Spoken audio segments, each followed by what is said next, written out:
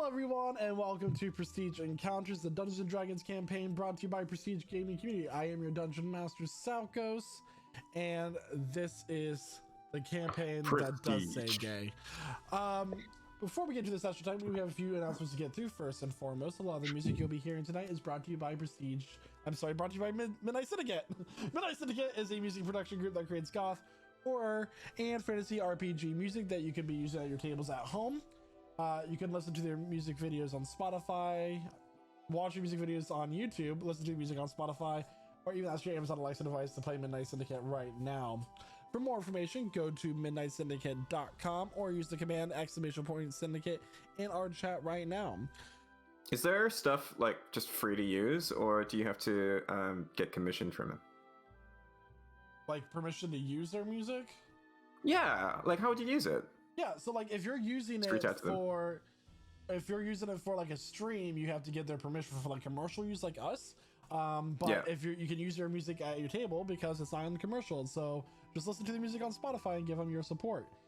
Amazing. I hear they're super good to work with too. Oh, they're so amazing to work with, and we are forever thankful of them letting us use their music. We also have the Fichter Brothers. The Fichter Brothers create Celtic and fantasy RPG music.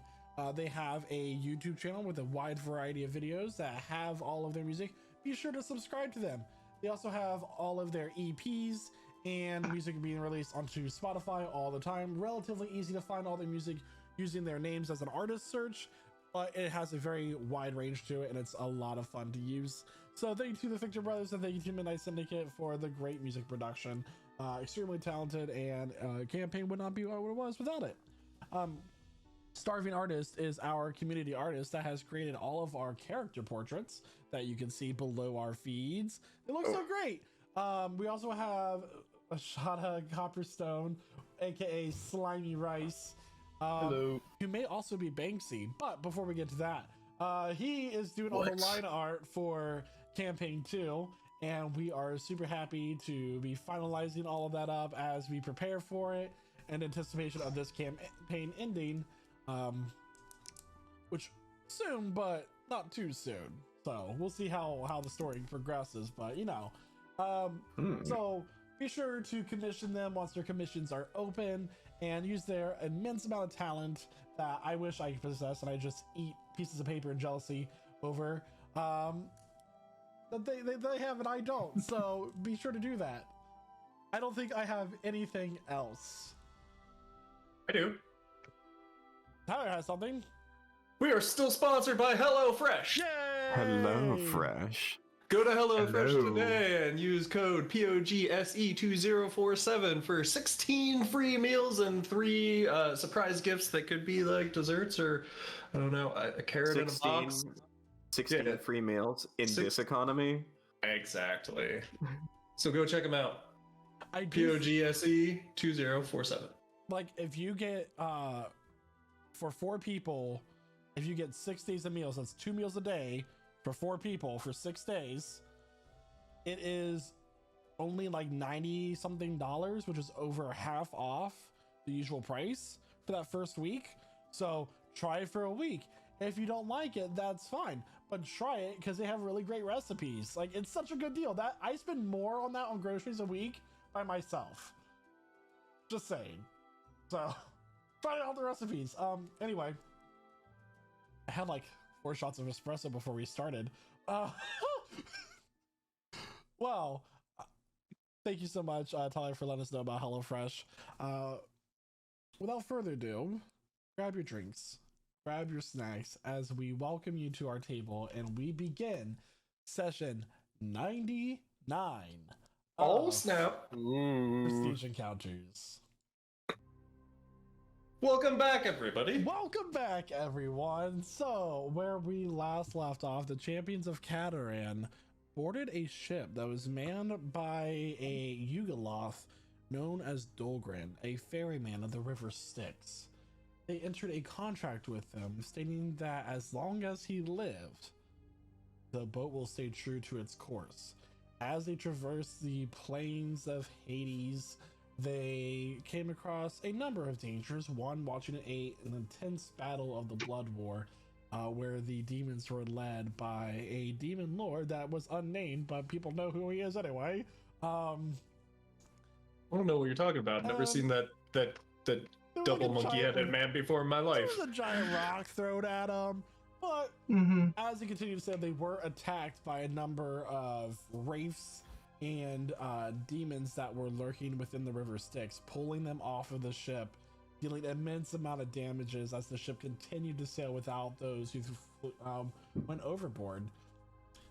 Eventually, they vanquished them and were greeted by also during the trip, they were greeted by a man wearing a suit who had devilish features or fiendish features. He gave them a brief synopsis of who he was, introduced himself as the leader of Baal, the one who they took over his ship and threw it over a cliff. No hard feelings. No hard feelings. And All the hard feelings. through a payment, he gave them all the information that he was aware of for Gehenna and the Tower of the Arcane, where their friend Ember is being kept after drawing one of the deck of many things. He informed them that Ember is currently being held there in a suspended state by one of Orcus's rivals, in contract with the Arcana loss of the tower. The tower is well fortified in a city along the mountainy landscape of Gehenna, and they could try to make a deal. They can brute force it, or they can see what tasks, such as a monstrosity that has been plaguing the Yugolos as well. As they continued on their adventure and rested up after their last day in Hades, eventually their vision shifted and they found themselves in the volcanic landscape of Gehenna. Champions. As the boat goes to the shore and finds itself on the black ash of the riverside, there is a thick smoke that clouds over the sky with this red hue to it. Every now and then you see a flash of lightning and it's in a red shade as embers kind of float throughout the sky from the volcanic activity. Embers, you say? He's floating throughout the sky? Embers just floating up there, guys. Oh my god. Boom! I found him! There he is. Anyway, the landscape is harsh. Immediately outside the ash of the beach, there is jagged rock that has been molten and re-solidified and crystallized as those new those minerals were reshaped and hardened. There is like each step you take kind of crunches down. Elf, as you kind of take a step, the ground cracks, revealing this like intense heat, and steam shoots up and you barely dodge out of the way without taking any damage. But Consider me mounted on the broom now. Consider champions, that done. what would you like to do as Elif jumps onto her broom? I'm gonna jump onto the flying carpet. What's the lighting like here?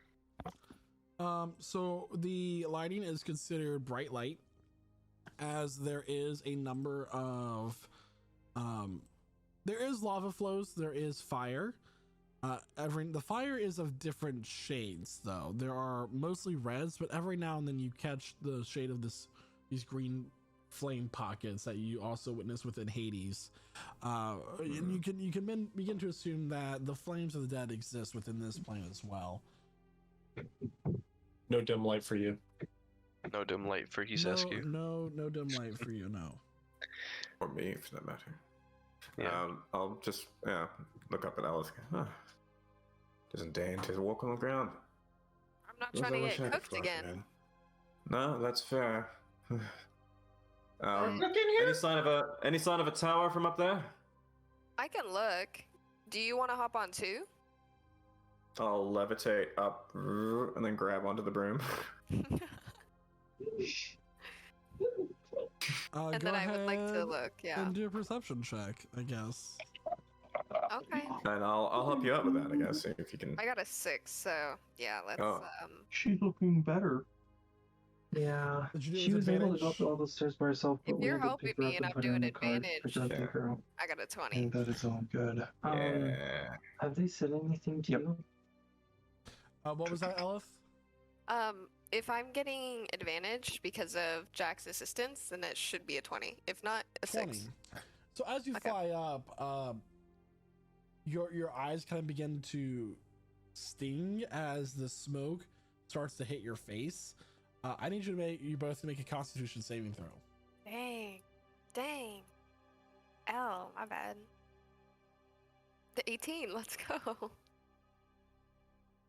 That'll be a 20, sir. 20, you both succeed as like whatever gas is up in this level kind of begins to choke you, but you fight it off with your knowledge of how to fight off poisons and just resist this with your training in general. But there is no tower that you can see. There is a large mountain in the distance, and that's where you were told the city was built on, where this tower exists. Where in the mountain, you don't know. And when I say mountain, this is larger than the giant mountain in the Feywilds. This mountain is huge. It's like a world in itself. I suppose wherever the city is, it's there, huh? Yeah. It's too bad the tower isn't outside. That'd make it more convenient. But Too easy. right. Well, if it was outside, it's not like we get to meet anyone. Maybe this will be an opportunity. Make some friends. This is the place you want to make friends, all right. I mean, wherever we can, right? Yeah. I want to go just back down and then tell the rest of the group about the mountain and what it kind of looks like. How big this mountain is. It's a real monument. Seen mountains before. Yeah, not like this though. That's what you think. Okay. So that way? Yeah, That I'm gonna way. point us in the direction. Yeah. It'll be a long walk, but Are y'all riding on the carpet? We're walking. well, some of us would probably ride. Might speed us up, I suppose. I don't think we can fit yeah. everybody, right? What's the Not terrain like between here and the mountains? Are we talking like a lot of lava flows, potential hazards, that sort of thing, or is there a straight shot? Make an investigation check. Oh, okay. Sure. This will be 25. 25. So as you are kind of how are you traveling, Jack? You specifically? How am I traveling? Well, that's why I was asking about the terrain, because how I travel will really depend on your answer. Okay, so you're not moving currently. Okay. So as you kind of look around the landscape, you can guess that there's not a large amount of lava flows. Every now and then you do see like a spout of fire shoot up, and there are flows of lava from place to place. As you kind of scan everything, you can surmise that this landscape could be very unstable, and at any point the rock might give away to, if too much weight were to be put on it, into a kind of a magma flow beneath the surface. Well, let's say we've been walking up until this point trying to cover some ground. Parts of this land could be like where lava has been flowing and then it has cooled on the surface but has kept flowing beneath. Okay. Doesn't look too steady. I think we might have to go with the carpet and the broom. Zark will hop on the broom with Elif, if that works. Jack will levitate and hold on to either the carpet or the broom. Okay. As for the How rest many of you, people can fit on the carpet? 2, 3, 4. I think we're okay. If the other 4 are on board. Should be good to just carpet it. Yes. The carpet should be able to take the remainder. We'll be moving at half speed, but we can do it. That's All better right. than burning. All right, let's go. And just watch out for noxious gas clouds. We ran afoul of them, you might say. Look for the ripples in the air. It's probably coming up from bumps in the ground. You see those little fumaroles there. Gotcha. All right, let's set off. And we are now floating. Okay. So as you kind of begin to hover over the landscape, you begin to make out more land features. There are spires that kind of like circle up into the smoky sky above. There are craters that are just within the surface of this rocky terrain. And you continue to move along. Can I get a marching order? Broom first, then carpet. I'll be on the front of the carpet directing it. And then Yeah. in terms of the broom, it's Elith, Zark, Jack. Yeah, Jack's just sort of holding on to it, Okay. Thank you. levitating. Yeah. All right, does anybody want to make so Ellis, do you want to go ahead and make a perception check I while can try to do that. with Zark with advantage while you travel, and then that will be it for the party. 18. 18. So Ellis, as you kind of like are flying over this terrain, you are watching as there are moments we watch as the rock begins to like bubble up, and you can start to guess like, okay, I should start heading this direction as a geyser shoots up of this lava, or like released from gas, an explosion of rock happens. You're keeping a careful eye out. In the distance, though, you begin to see figures moving on the horizon. How large are these figures? What do these figures look like? Is So that visible? they are a mixture of medium to large size, but no bigger than that.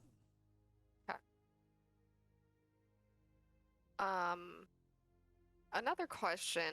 Are they in the direction that we're heading? Are we gonna have to interact with them? Or are they just in the distance, like to the left or the right? They are in the direction that you're heading currently. Dang it. Okay. They're kind of, as you get closer, you notice that they're walking in a single file line throughout this obsidian landscape. Are you guys seeing this too? Look down, right over there, a little bit to the right. That's weird. It's a little strange, isn't it? Is it? I We're sitting vote we here. just pass them.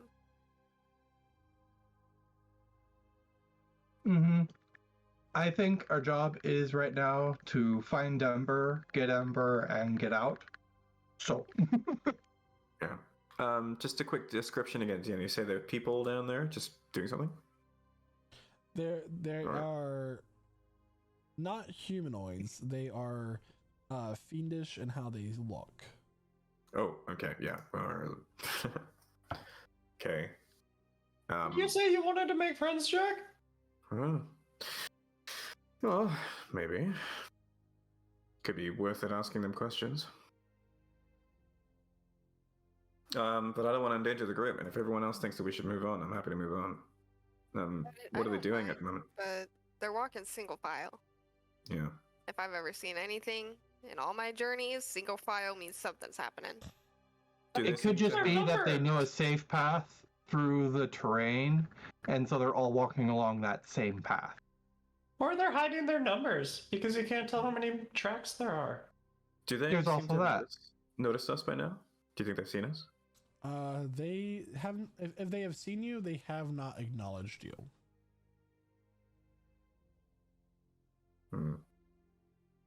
No. No telling what they do. Happy to press on, I think. I think that's a smart choice. Mm-hmm. Yeah. Just keep flying, just keep flying, just keep flying, flying, flying. I wish we had a bard right now. Some radio FM vibes. Sounds like Flint's well on his way. I miss Just needs a Sarah. loot. I also miss Sarah. Yeah. He wouldn't miss this though, that's for sure. No. Oh, yeah. Don't even worry about it.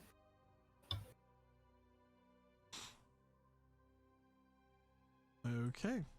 So as you all continue to move along the landscape, is there anything that you would like to do? I just want to like keep an eye out still for anything else that might be alive. You know, all intents and purposes alive. Or like. Okay. Yeah. Yeah. So as you're all kind of you travel for a little bit, and eventually you begin to make your way closer to the mountain. You hear this massive sound of thunder. But no, Okay. no lightning? No lightning. It doesn't seem like the storm above you's reacting. Yay. It's threatening.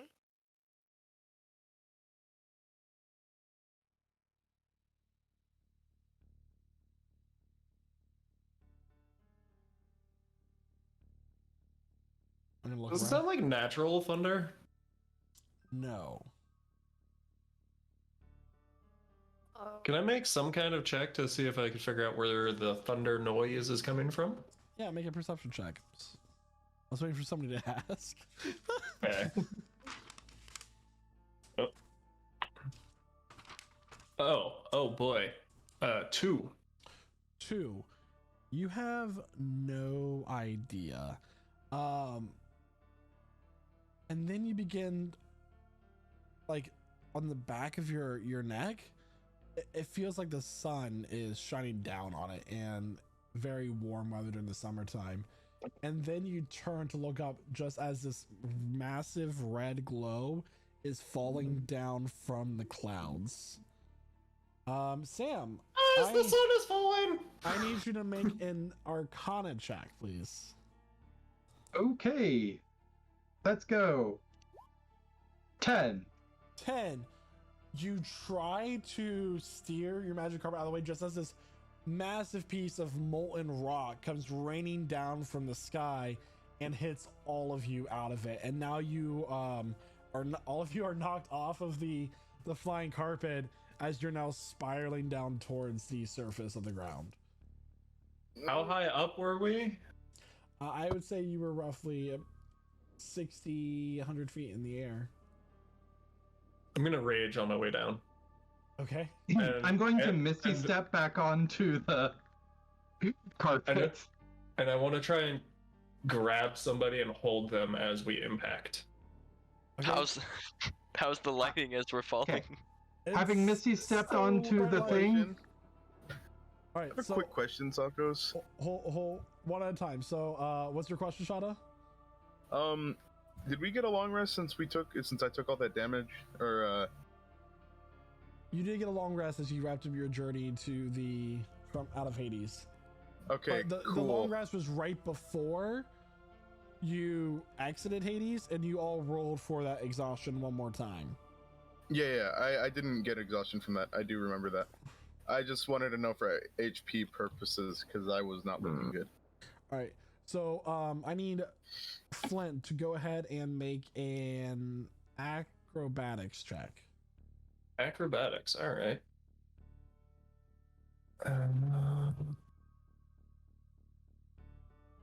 That is a 22.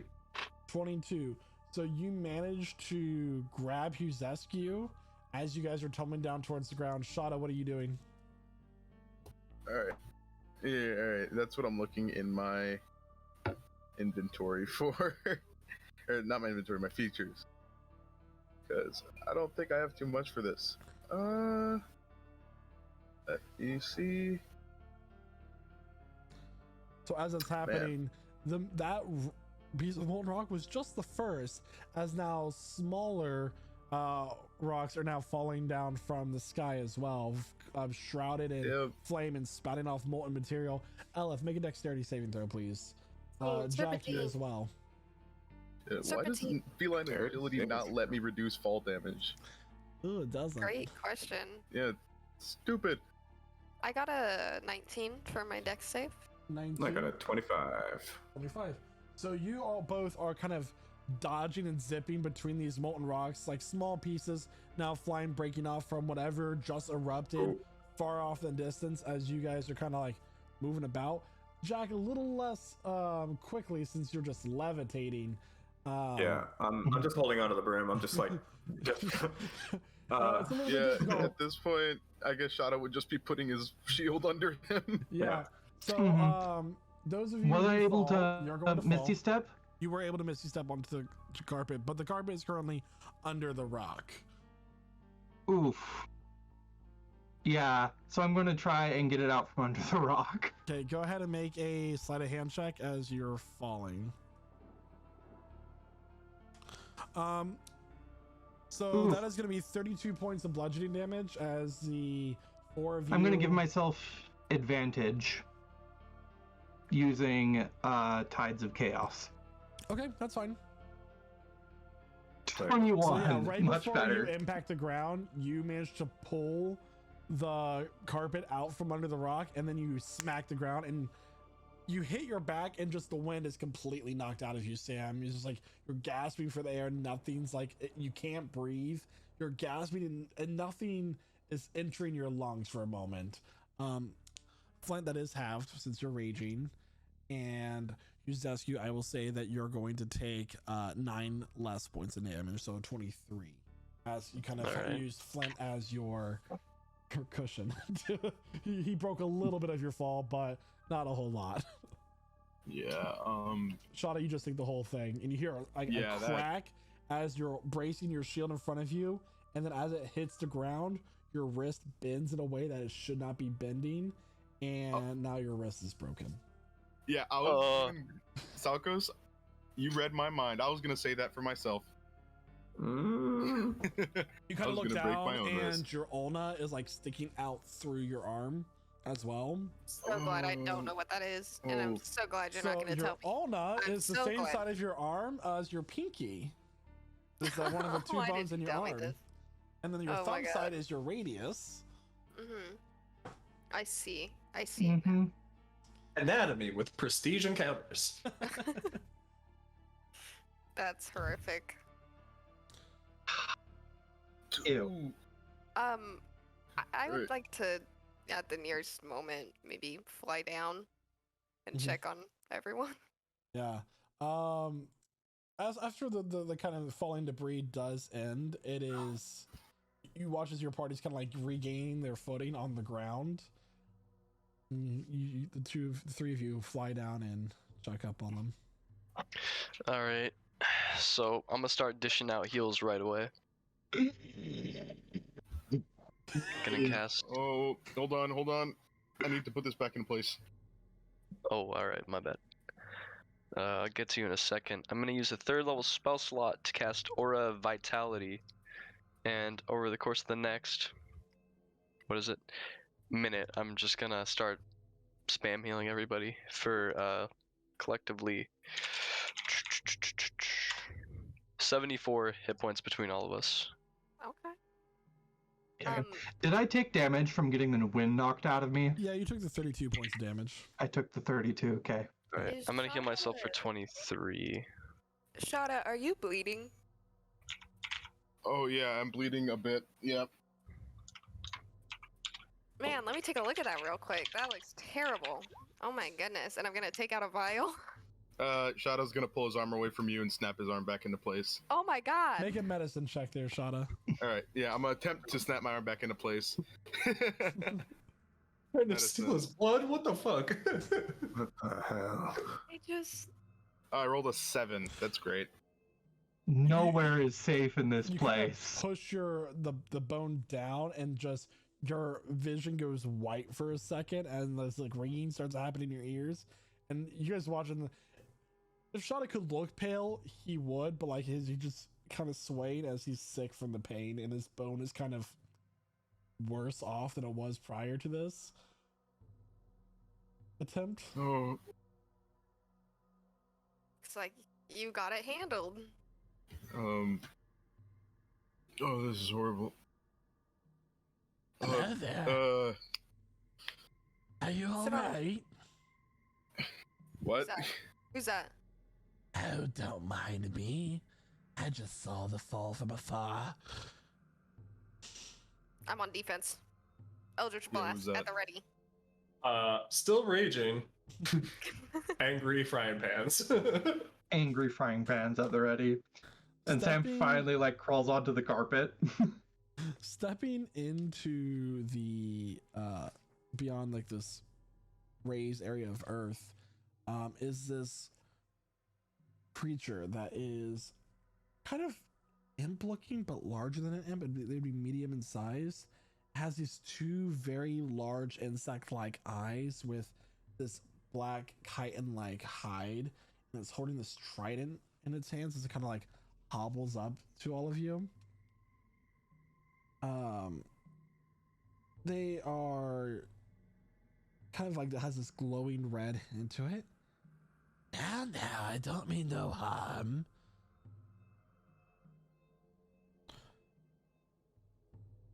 You mean to help? Just saw some I strangers to this believe them? land. Make an insight check. Okay. Sorry, was that to me or was it to? Tyler asked. You said, "Do you want me to help?" Oh. What do you mean? Like, what do you mean by that? I asked. Does he mean to help? Is that what he means to do? He didn't answer. Is he oh. is he here to help? Do you mean to help? I don't It mean was to do a 12. anything. 12. It's hard to get a read. You don't know for sure. Cool. I have a passive insight of 20 in case that is relevant here. Can I get into this guy? I'll let you know. Sure.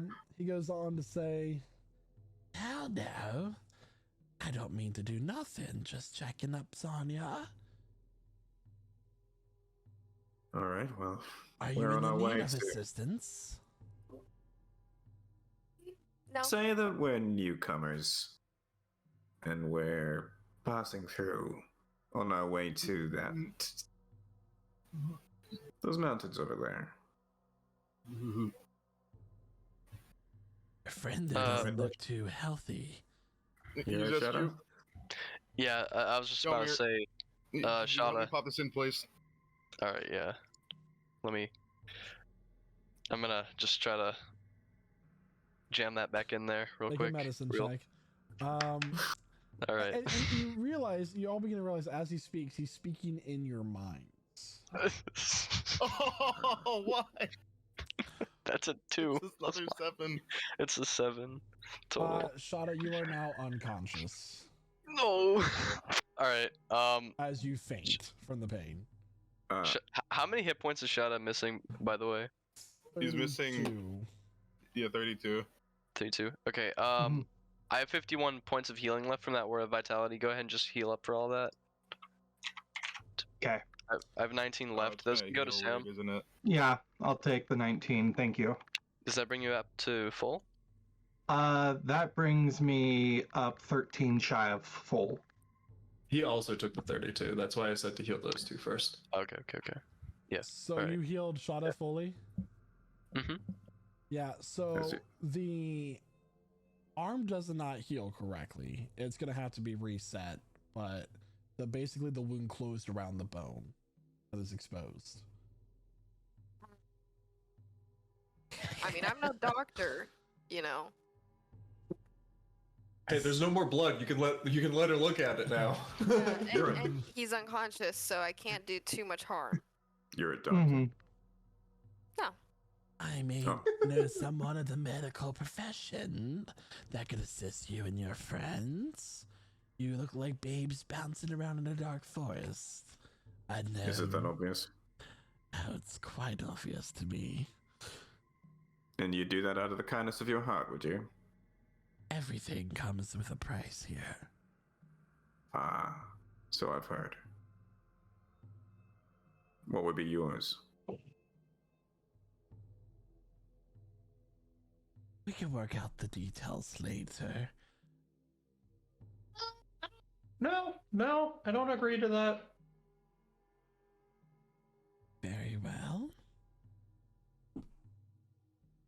What But can you do you- for our friend? I can act as a guide through this landscape for you. I know the terrain quite well. Hmm, And guide you Seems- to the city where you would like to go. From my knowledge, of course. I imagine this is the most important city, biggest city, something of those lines. So it's not totally a crazy guess, though. You could. I'm gonna just like lean over and like whisper to Sam, because I believe he's the one closest to me right now. What if this guy was following us? What if he's stalking us right now? It's possible. Unfortunately, I don't exactly have like a zone of truth or anything like that. Just keep an eye. But you know who does have a zone of truth though? Hmm. Is half of Ella's face still missing? No, I'm pretty again. She's been regenerating. Yeah. Okay. But my point remains. For my services and the healing of your friend, what would you offer? Souls? Why is that your first offer? I feel like that's a premium currency here. Like we can only get the best of the best. Okay, but whose soul are you even offering? I feel like this is kind of an important detail. We Do we have souls? we don't know them yet. Okay, it's gonna be like a loan. On spec. What? I mean, the whole thing's on spec. I don't feel like being on loan to any demons. I feel like that's the equivalent of being on loan with a loan shark, and I have plenty of experience with that. You don't want to go there. Let's Except for the loan shark is an actual shark that can walk on land and eat you. Keep That in too. mind that I am not a demon and I do not deal in souls. Do you Dang. have? He kind of like begins to sniff the air, like and making this like clicking sound with his mandibles as he does so. Do you have any gemstones? I do. Gemstones. What are you looking for in particular? I'll give you a nice ruby. anything- Ruby, you say? Ruby? I've got rubies. So, which ruby are you presenting? I think the Uh, first thing I'm gonna do is just take my bag of holding and just dump out an entire chest of gems that we took from his Ooh. name was Castian. Yeah, we took a huge chest of gems from him. Mm. So he kind of walks up and begins to like look at them and observe them. He's gonna pick up this ruby that is the size of like he has to use both of his hands to hold it. This is my price. It's a pretty big one. I will get you through the Firelands, through the safest path that I know, And you'll to take the a shot at city. it. and I will take you to the city. Your safety is your own concern. What kind of passageway would we have to navigate with you? I mean, we're talking about a passage through the mountains, right? A path along the cliffside. Along the cliffs. Okay. Will we keep the city in sight? The city will not be in sight until we get much closer. I'll look down. What's the state of the carpet? So the carpet is a magical item. It's resilient, but something about what hit it seems to have damaged it a little bit. Can I use mending to try and repair that damage? Go ahead and make an Arcana check. 11. 11. Can't quite figure out how to go about mending a magical item like that. Okay. The choice is yours, of course. I'll let you all debate. And he puts the stone back down. How much is the gem like worth, like roughly? Make a wisdom check. Wisdom check. 17. 17.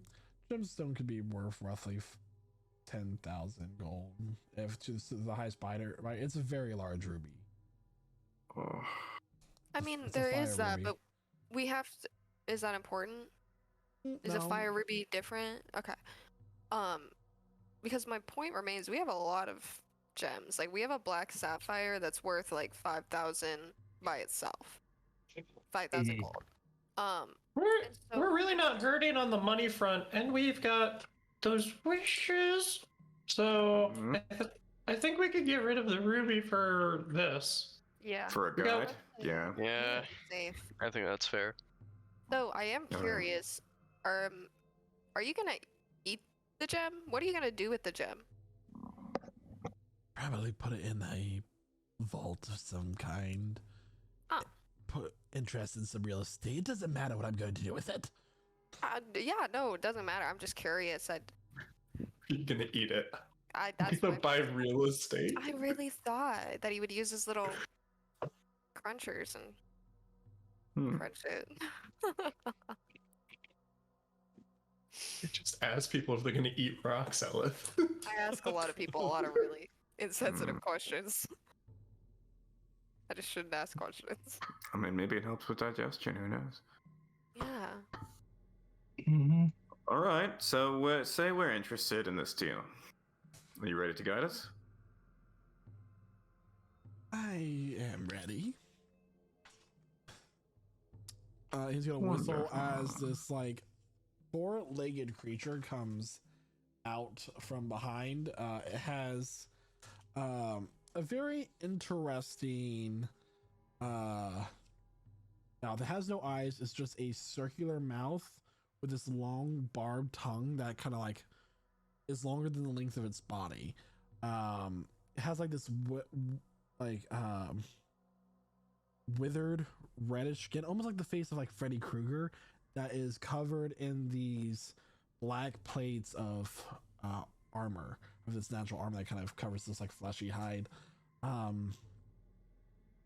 He goes and he climbs on top of it. Let's go then. Impressive. Does it take 8? 7? Uh, Oh no, you're walking. Oh, charming. What is this thing No, called? Flynn. What do you call this? I call him Wrath. Wrath? Like with a W? Wrath. R-E-T-H. Wrath. That's why I had to ask. But like what is it? One of my kind. Very interesting. This is very insightful. I'm loving this tour of your biological history. Anyways, let's go ahead and follow suit. Is it a larva? Is that what it is? I am not larva. Oh my god. Now, Wrath. She didn't mean nothing by it.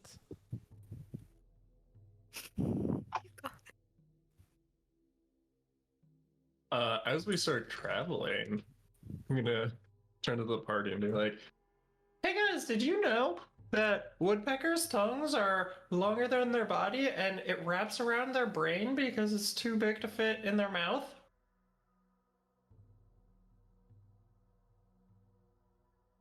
Okay, but now I have the image of a bird tonguing its own brain, and I'm not certain I'm okay with this. If you think that's messed up, you should look up what their ears look like. Wrath? Does your tongue wrap around your brain? No. Aw. Okay. So they set off, and they move for. They aim to walk at like a regular pace. Make sure that you're keeping up as it is. Like, hurry up, hurry up. As we're following, I'm just gonna keep asking a bunch of I'm gonna be much quieter with my questions. I'm just gonna be asking like random questions to whoever's in front of me and behind me. Are we walking a single file? Or are we walking just in a group? I think we're just kind of walking in a bunch, in a cluster right now. Oh, excellent. Yeah. Yeah, then I'm whispering all sorts of secrets to Jack, Flynn, Zen, Sam, anyone who's gonna listen. Well, you know, like questions like, is this a larva? Is this a But it wasn't a larva. He said that, yeah, but he said it was like a part of his like people and his family. Like, this makes me confused. Hey, the Maybe Baron. it's the old man version. Why does it make you confused? Or how about this? One of them is male, the other one's female. What if they're, you know, the same type of thing, just different races? Like, Explain that to me. What do you mean? Okay, but that's a reasonable option, and we aren't taking those. why? I mean, I guess if it makes sense, it's just like, look at it. They look, I don't know, to me they look very different. Like on a structure level.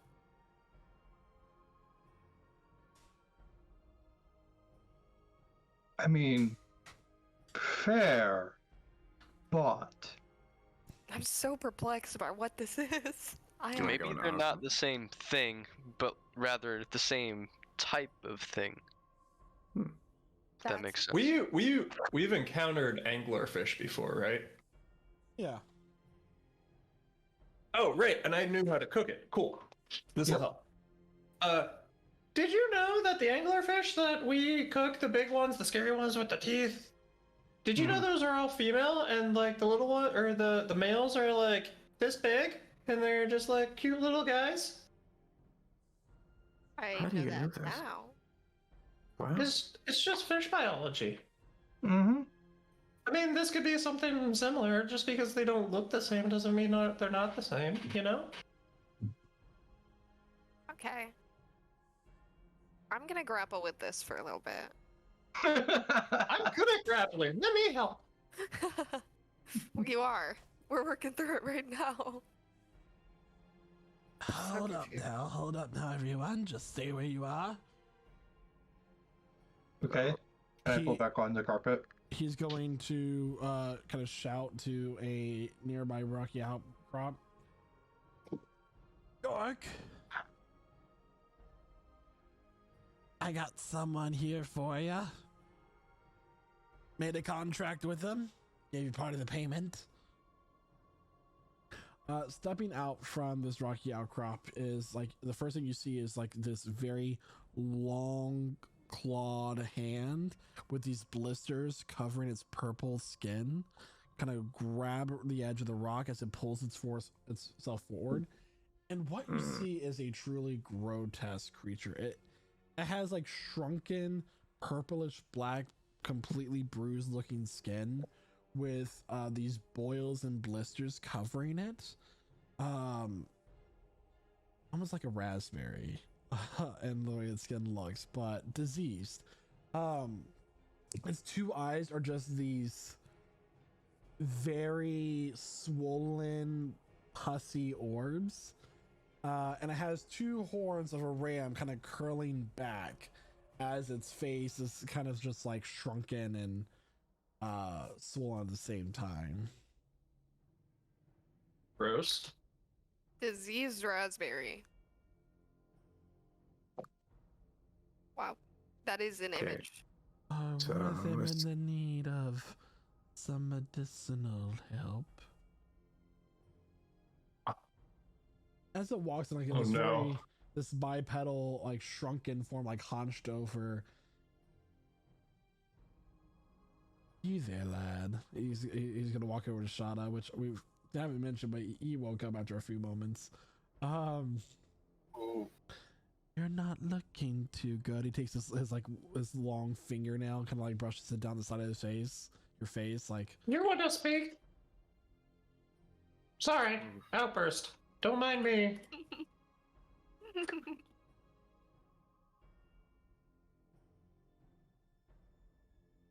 I'm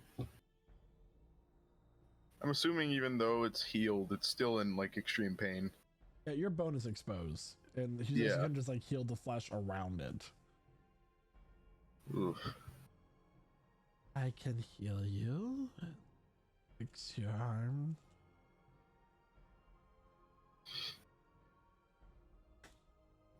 Shadow's just gonna look back at the party, like, It's your arm, bro.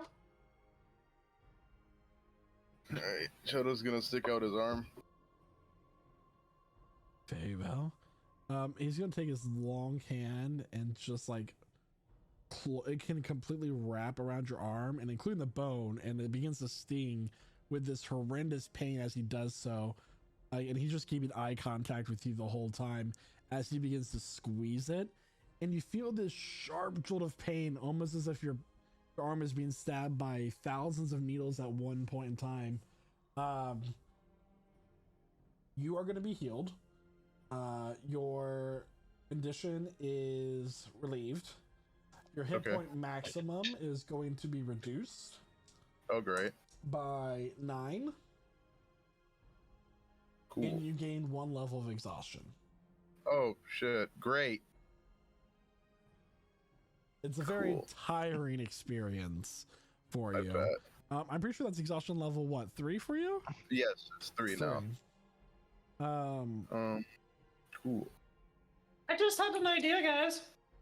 What we could have done, use SQ, you can regrow limbs and stuff, right? Yeah, but the magic is very taxing. Yeah, but you could do it like once a day. We could have just cut his arm off and then you regrow it. You sound so much like me right now. It's true, but like me. That's not not sure if Shadow would be willing to get his arm just hacked off for the express purpose of putting it back on. Yeah, I don't know about getting Just because you off. Yeah, that's just because you can do something doesn't mean you should. Let's keep it on the burner. We'll shelve that one. We'll keep it around in case we need it. On the off chance I I wanna need a try stronger that. magic, I got it. I kind of want to try that some point when we have like downtime and we're not trying to find our way through hells and kill dragons and stuff. Well, it's pretty easy Tell you for what. me. Next time you break an arm, I'll be more than happy to accommodate, Flynn. Okay. It's such a shame that my purpose has been reduced to this as late. Not many people looking to hire my kind. Why not? What do you normally do? This, like, it's swollen lips spread to this wide smile, showing just like these black gums. When a siege has been going on for too long, the need to reduce the numbers through other means comes into play. See, Are you a plague? Can you create a plague? Is that what you do? That is what I do. For the price. That's creepy. the siege you mentioned, is this Aresta you're speaking of? Just a siege. I don't think any specific one. No one has hired my kind to assist for quite some time.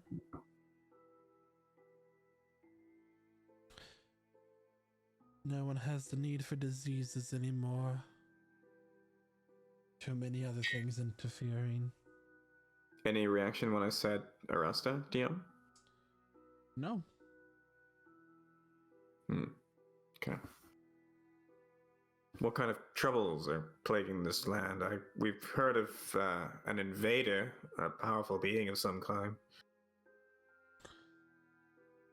There is one that is taking out numbers near the mountain pass outside the city.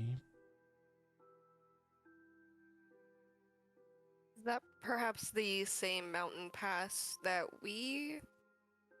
Oh, no. Very And good. we'll be going on a different path, little lady. You don't have to worry about that. Excellent. Because I mean, I could end the siege. Obviously, this team could definitely put that siege to a stop. But we have more important things to do. So What are you talking about? There's no siege going on. Just the tax and the pass. We could probably stop those too, but we've got other things. We do have pressing matters. Although it might be worth earning a few favors if we can. It might help us with our goal. Gork is going to go ahead and slither back into his little cave where he came from. If you all need some more fun in your conquest, come find me. Oh, thank you. That was very kind of Thank you. I'm not sure that you and I have the same definition of fun, but okay, bye. What was that, Ella? I have a question for him. I need to follow. Okay, so Alpha's going to break off from the party and follow him back into the cave for a moment. Excuse me. As you walk in, you see that he is currently poking a cadaver. And as he pokes, this like bile comes out from whatever sore it's poking. Yes, little girl. Don't call me that. Second, you said that disease is where you specialize. Could you perhaps, I don't know, maybe like can dragons be plagued? Have you ever experienced something like that? My talents have been used to bring plagues to armies and villages alike, reducing their numbers. Did you have something? He's gonna take like, as he takes a step closer, it's almost like he's gliding across the floor. Did you have something in mind? Yes. We're currently trying to deal with some pretty powerful dragons back on our own plane. I don't know, I was curious about the idea of creating a disease that affects the dragons. I don't want no part if it affects anyone else, but You want something that will only hurt ancient and powerful dragons, ideally, yes. with no other casualty. Ideally, yes. And what are you willing to give for such a task? For something like that? A lot. I'm not too sure what. I mean, it depends on what you would prioritize, obviously, but I can make moves.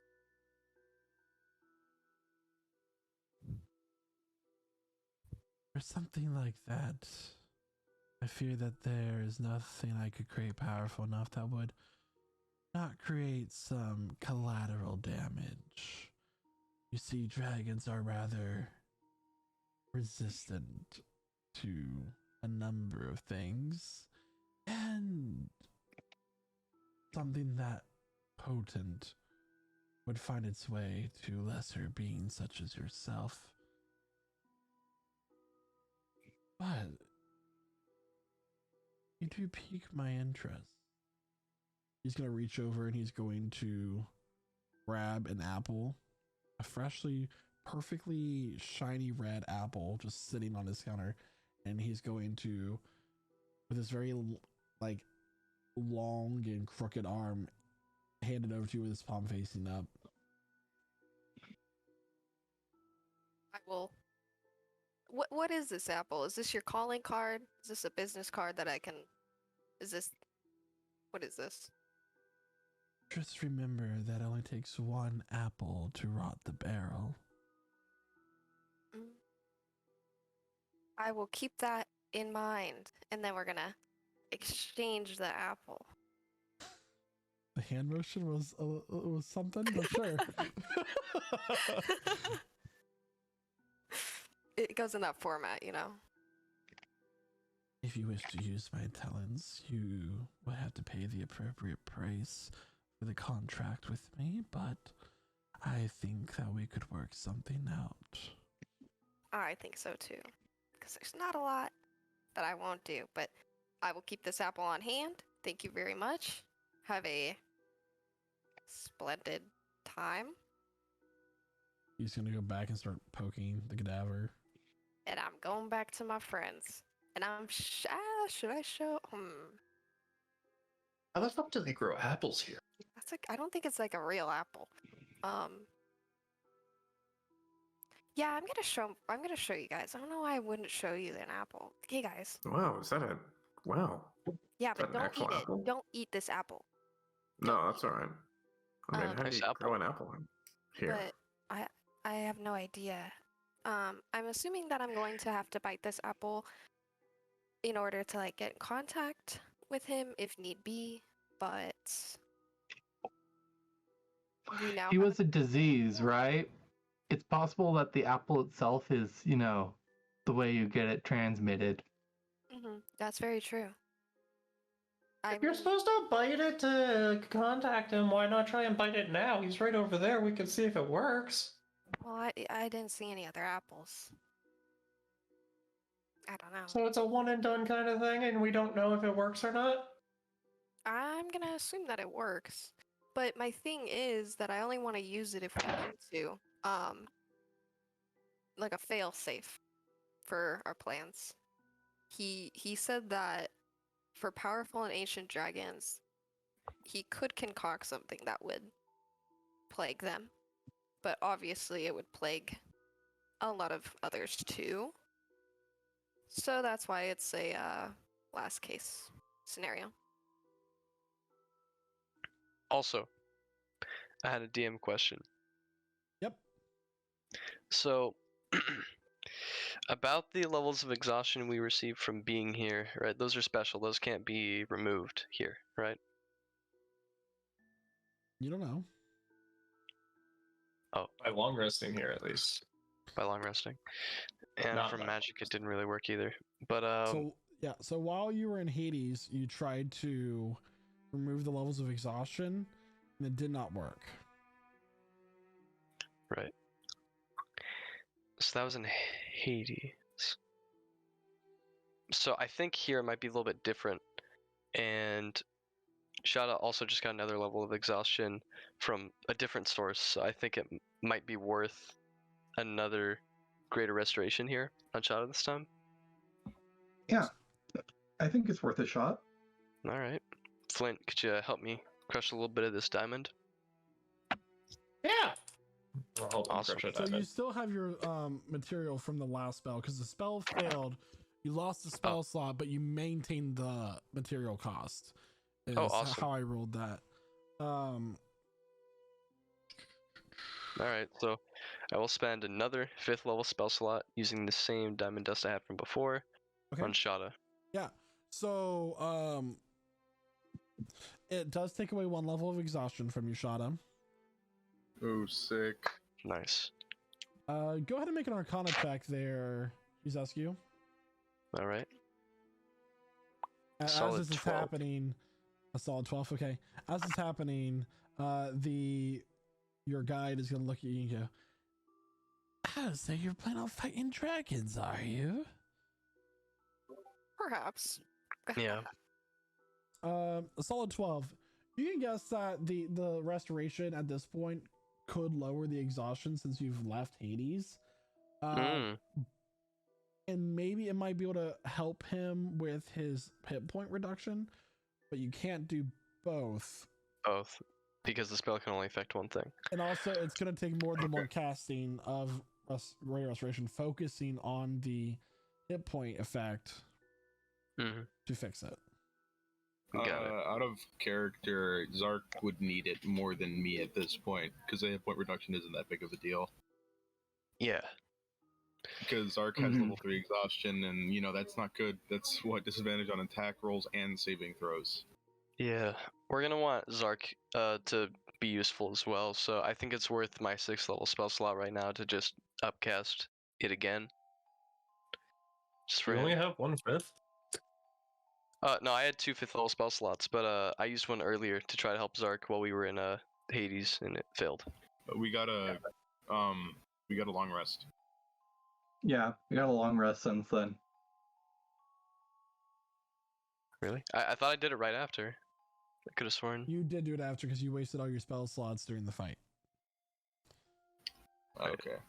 I figured. So I will, Flint, if you wouldn't mind helping me crush a little bit of this diamond, so that I can. I got you. Awesome. So with that, I'm gonna just. Flint's gonna help me dust off 100 gold pieces worth of this diamond, and with a 6th level spell slot this time, I'm going to cast Greater Restoration again to remove Zark's 3rd level of exhaustion.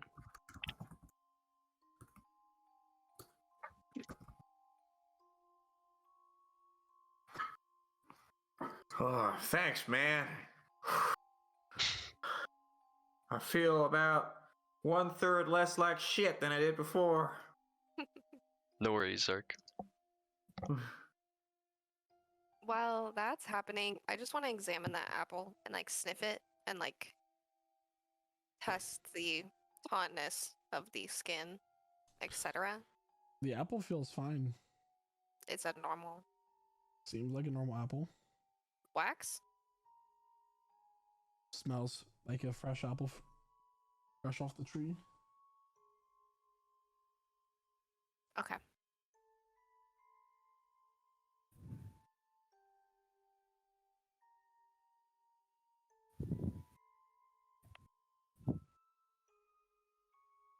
Are y'all gonna keep on moving along? Yeah. Yep.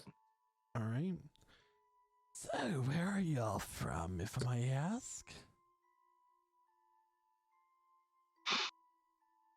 The Material. material plane? Material plane. Oh, nice place. Never been, but I heard it's nice. You should come visit. It's not so nice It's, nowadays. Yeah, it's a little worse for wear. We have a siege of our own happening at the moment. Dragons, you know. Oh, that's nasty business, I see. Have you heard much about that? I've heard they're rampaging across multiple planes. Oh, is that the case? That is indeed the Interesting. case. I'm sure someone here cares. It's not me, but someone somewhere. That's what the people in the water plane said. Hmm. Before they attack. Yeah, just Before they- a whole little house. Died. Yeah. So do you live out here in the wastes, or do you have a house somewhere? Oh yeah, you see that guy's over there? That's my backyard. Of course I live in a home. Making Well, I don't assumptions. I didn't want to assume. You seem perfectly at home here, wherever you are. Do you live in the city somewhere, or are you? He's gonna look you over have a to the pla- side and he's gonna spit, and like this brownish liquid just like hits the ground and sizzles. It's a shit place to call home, but it's ours. Why don't you move? Well, you just can't up and move your life. Why not? Yeah, we're fine here. No one really wants to venture here. Kind of Sounds like an abusive relationship to me.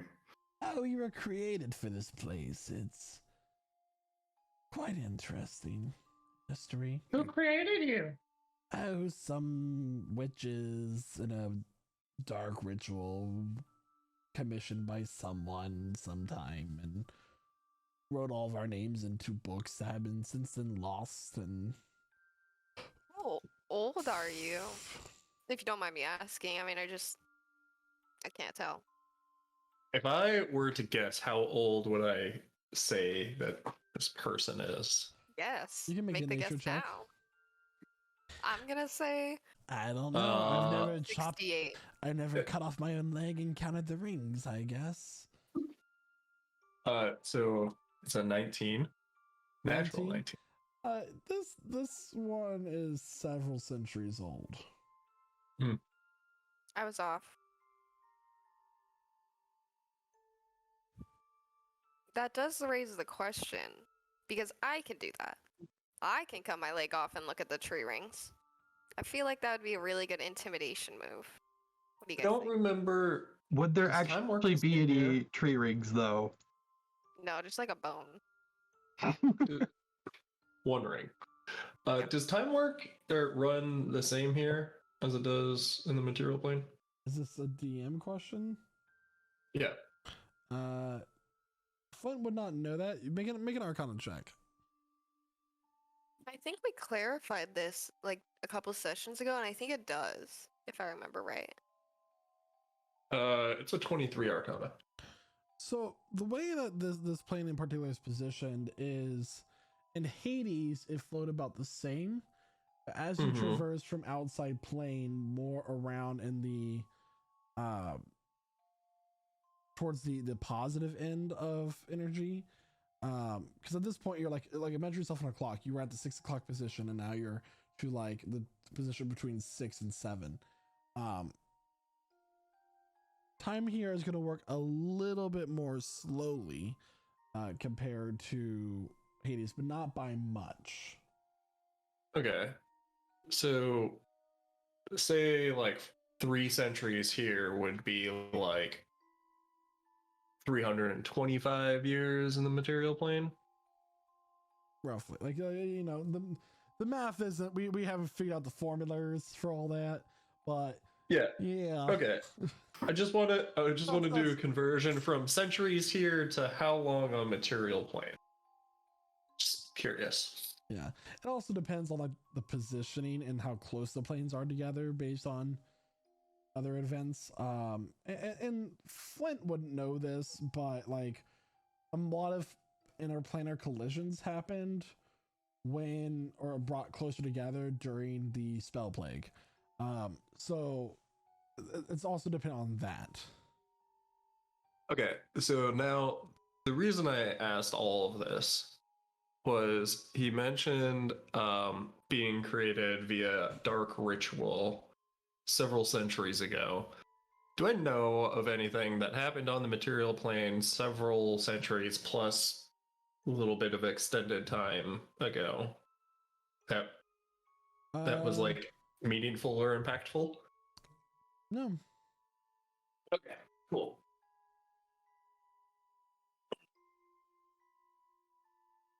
Thanks. Anyway, so I guess we're just gonna keep on trucking along. Mm-hmm. That's the idea. Places to be and all that. Do you often get passers-by? Visitors like us? Oh, just hordes of fiends every now and then coming from the 9 hells.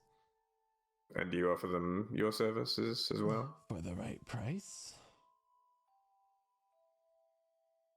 Sometimes my breed of creature is conscripted into an army. A warlord.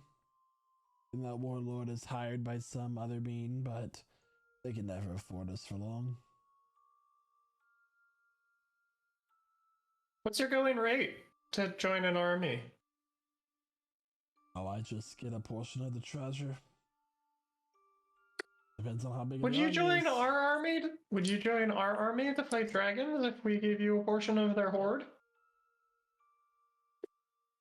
Could be something to work out. As he's continuing along the path, you notice that he's starting to move faster. And you guys are kind of like going at a slow pace, but then you're starting to pick up the pace and walk a little bit faster. And then after a couple more hours, you find yourself kind of like speed walking.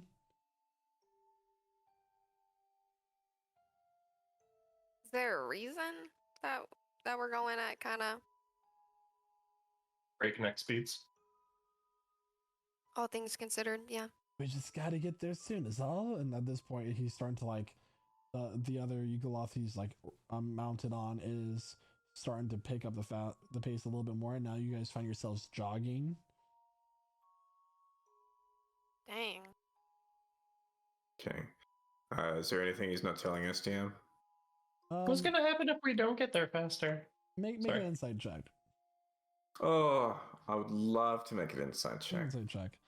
And then you can make an 29. intelligence. Maybe you can make an intelligence check. Okay. 29 on the insight check, 21 on the intelligence check. You start to think High back roller. to your contract with him for this guide. He said he would show you the safest path that he knew. He didn't say he was going to let you keep up.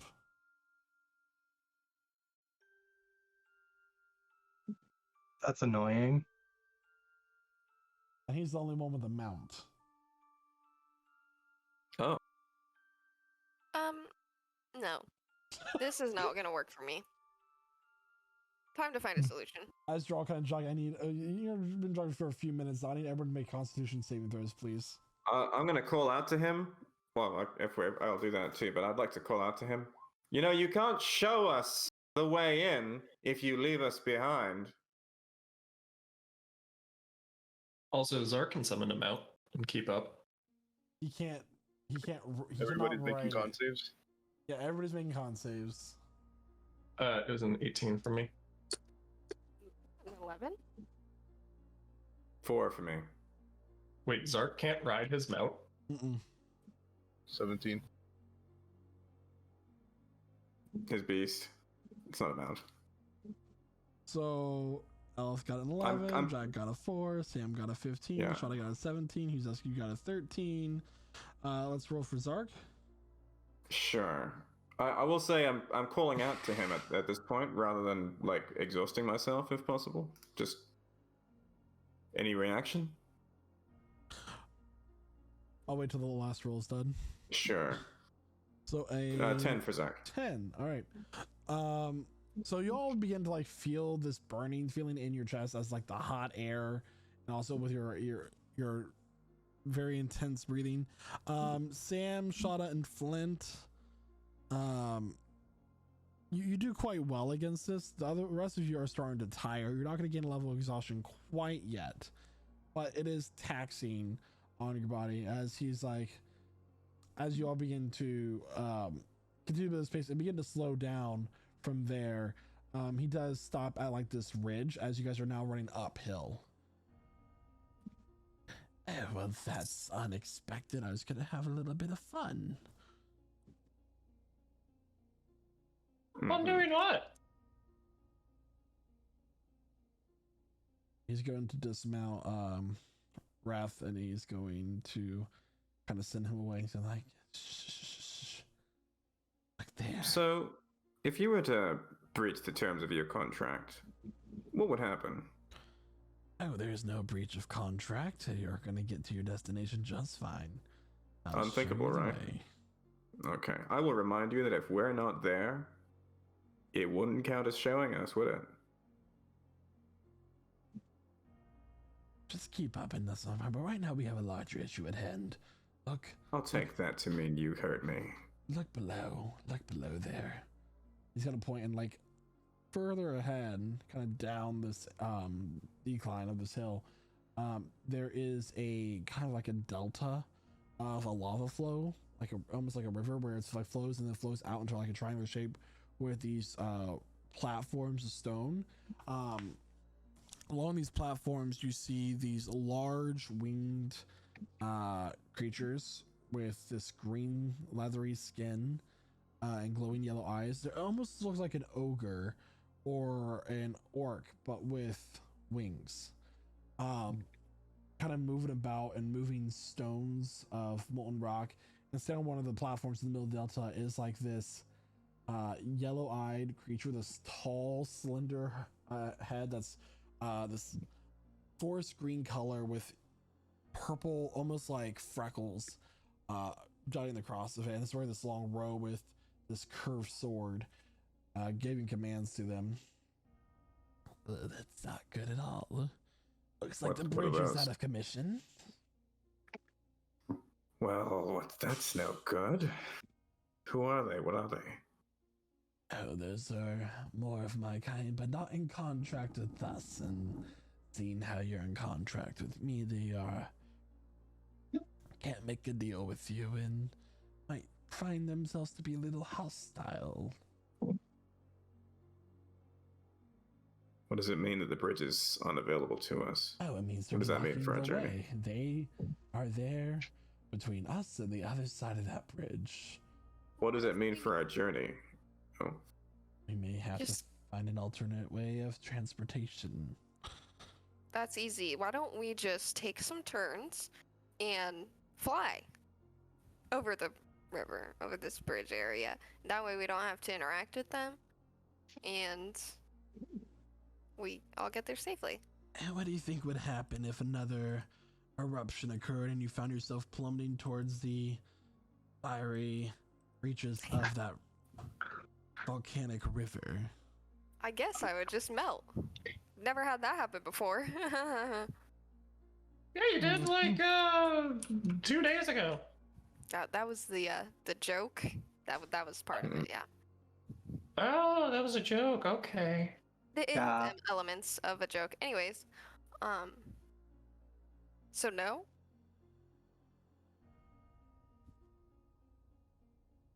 I won't be fighting anything. It's really up to you. What you all want to do, I guess. I mean, I don't mind beating them up too, but they look tough. Quicker and easier. Oh, they're tough. Especially the small one there in the middle. He's one of the warlords I told you about. What can he do? Well, he can fly without wings for one, I can tell you that much. I can fly without wings. Okay, that's a really nice talent. Good on you, mate. How do they take fire? How does fire treat them? Any weaknesses, vulnerabilities, resistances? Well, I know they're rather not susceptible to any kind of poison or burning liquid of high chemical levels. What do you call it? What is it called? Acid. Acid? That's the one. I just splash it in people's face and ask questions later, but yes, acid. Doesn't work on them. What about fire? I mean, there's kind of holding up molten rocks and moving them about, but What about necrotic? I mean, I'm sure the death magic would work on most people. Mm-hmm. Question: how close are these enemies to like the edge? So you all like to the edge of what? Well, I assume that they're next to a bridge, which would lead over a river, and so I assume. So you the all river. currently have a visual. Yeah. Where are we on this map? Oh, You let me see here. are about 100 feet in this direction. The south. Okay, South, south yeah. part. Good, Okay. gotcha. Gonna pull up a ruler. Well, what do you think? Should we go talk to them or should we start? Well, he said we can't make a contract with them because we made a contract with him, right? Sounds about right. So talking to them doesn't really matter. Okay, that's a What if we go 30 up foot that square. way? What if we go west? Can we just go west and go around? Go find another bridge. We could drop a couple whirlwinds on them and carry them into the middle of the river of lava and just, cancel. That sounds like a lot of work for a very little reward. But hey, it's your life. We could just go around. Let's just go around. Let's go around. Okay. We'll go around. How's the party looking at this point? Are we all like? Do we look combat ready? Do we look tired and exhausted. I know Zach's looking tired. You're close to exhaustion. Like that con save, it didn't bring you to exhaustion, but if you continue to exert yourself, because it's not just a matter of like you jogging. That this is all like your traveling is all at very sharp angles of terrain. You're like it's like hiking up a hill or mountain for several hours. This is a lot of work on and taxing on all of your bodies. This terrain in no way, shape, or form is friendly to any of you. On top of that, there's a lot of heat, which really doesn't help. No. Like your clothing is like clinging to your skin. Like if you're wearing leather armor, it's feeling very heavy as like the moisture is being from your body is like soaking into it. It is. You are wearing only a leather apron. No, it's not fun at all. Okay. All right. So what other routes are there? How long will this take? How much time will this add?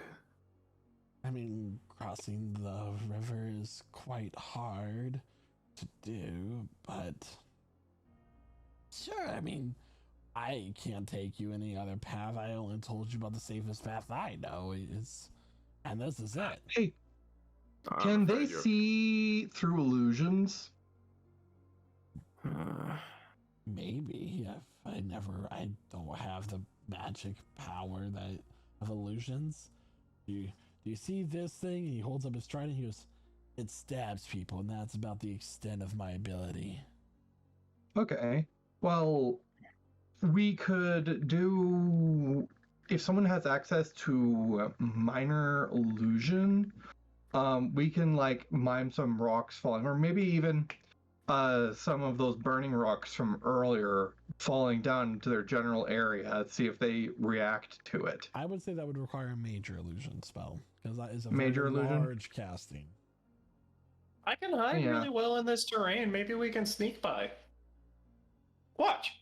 And I'm gonna try and hide from the party. Okay. Okay. Where is my stealth? 24. 24. Yeah, so Flint just goes behind a rock and you cannot see him. Like Where did blends Flint in with the terrain. Oh, we lost him. Huh. Flint, a steam guy's just gonna erupt and like go right up your backside. Ooh. Ooh. But dang. No fire damage. I've been meaning to clean that out for a while. Mm-hmm. Gosh. Oh no. Okay. Look, so Zark's gonna just pull everyone aside. Look, all right, listen. I just want you to know, all of you really inspire me, and if we're gonna do this, it kind of seems like we are. I gotta tell you exactly how inspiring I find you.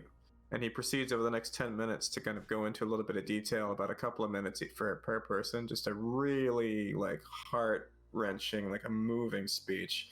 By the end of which everyone, 6 people, so that'll be, I'll say that's Flint, Huzescu, Shada, Jack,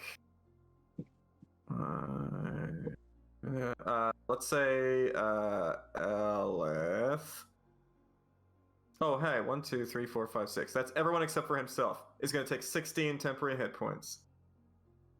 Is that all that we get from that? Is just temp hit points? Yeah, 16 temp hit points. Okay. Some temp is better than no temp.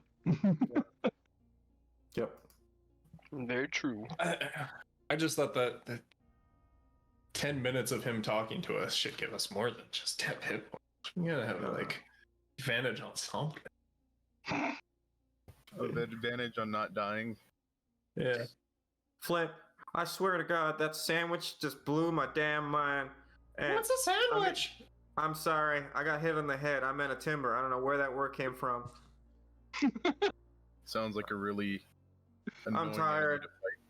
enemy I'm hearing things. I haven't slept right in I don't know how long. I can't keep track of days. But listen, suffice it to say, you guys carry me through all this, and I can't wait to kill the next monster, cause you set me up, and thank you. You raised me all up, and please allow me to do what I can to raise you up. And that's kind of the If I was a bard, I could write that into a song.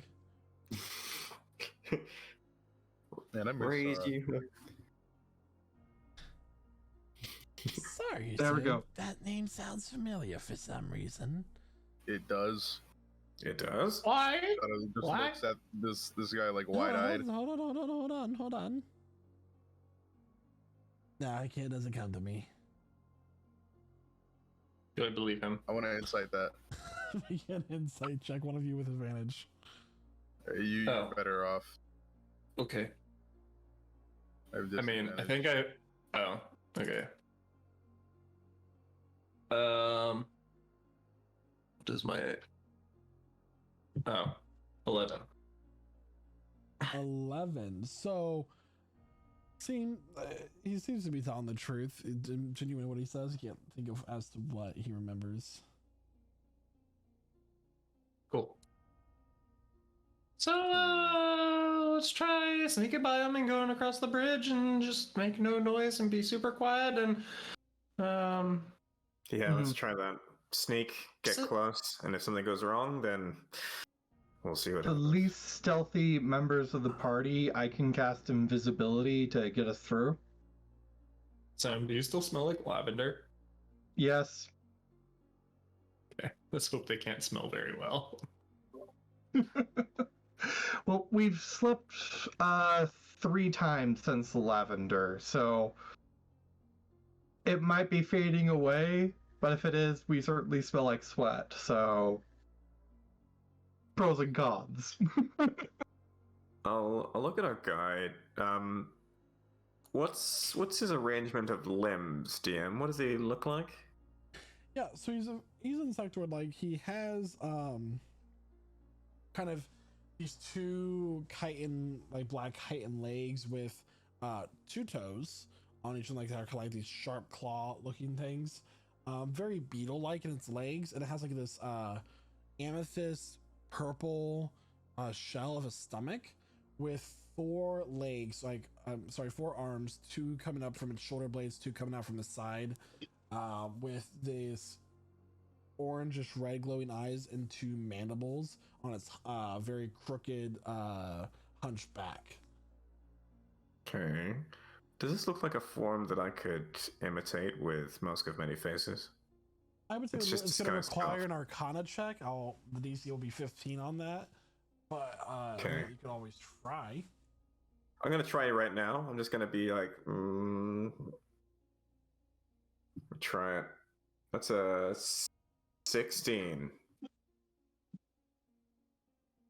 Yeah, so it takes you a little bit of time to like get it right. He's like, oh no, you got the arms all wrong, and you're like adjusting. It's just it takes you about 10 minutes through Zark's inspirational speech, but you managed to get Okay. it.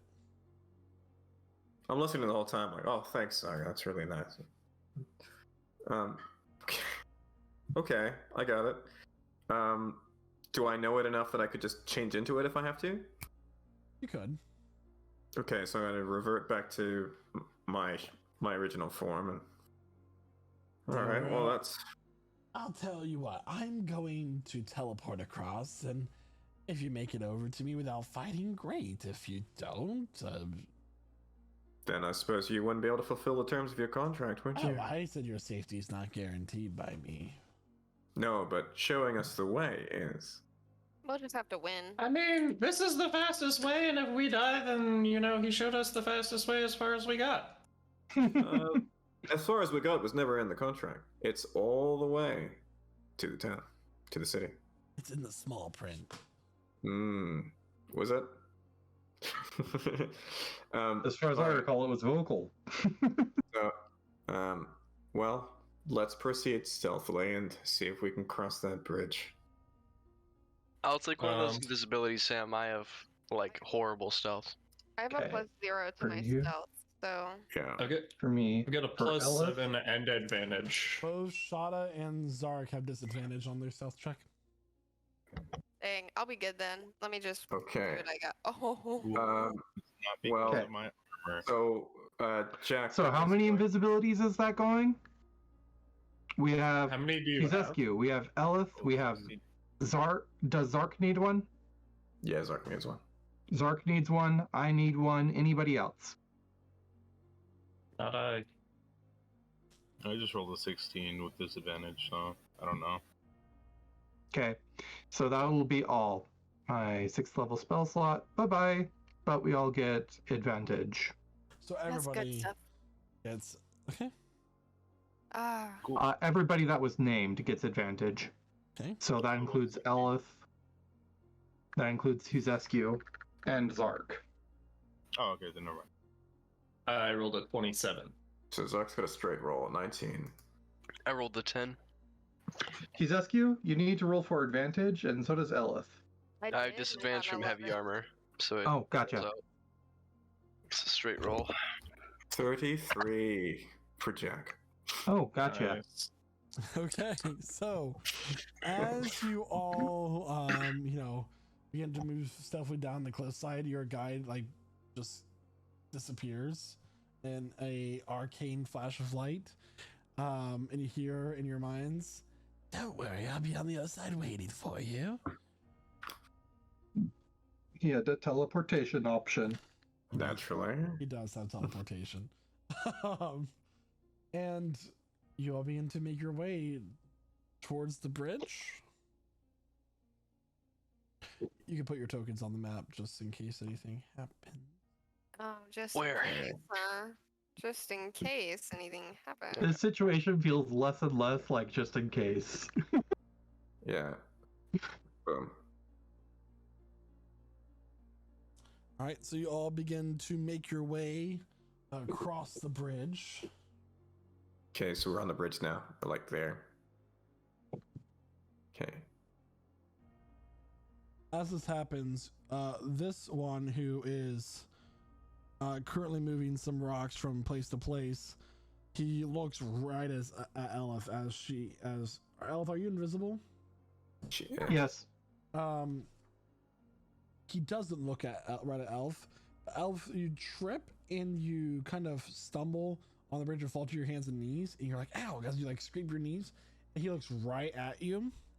As he begins to walk towards the direction where he heard the sound, and you guys all kind of crouch low, you all watch as this massive form launches itself up from the river of lava, roaring as it does so.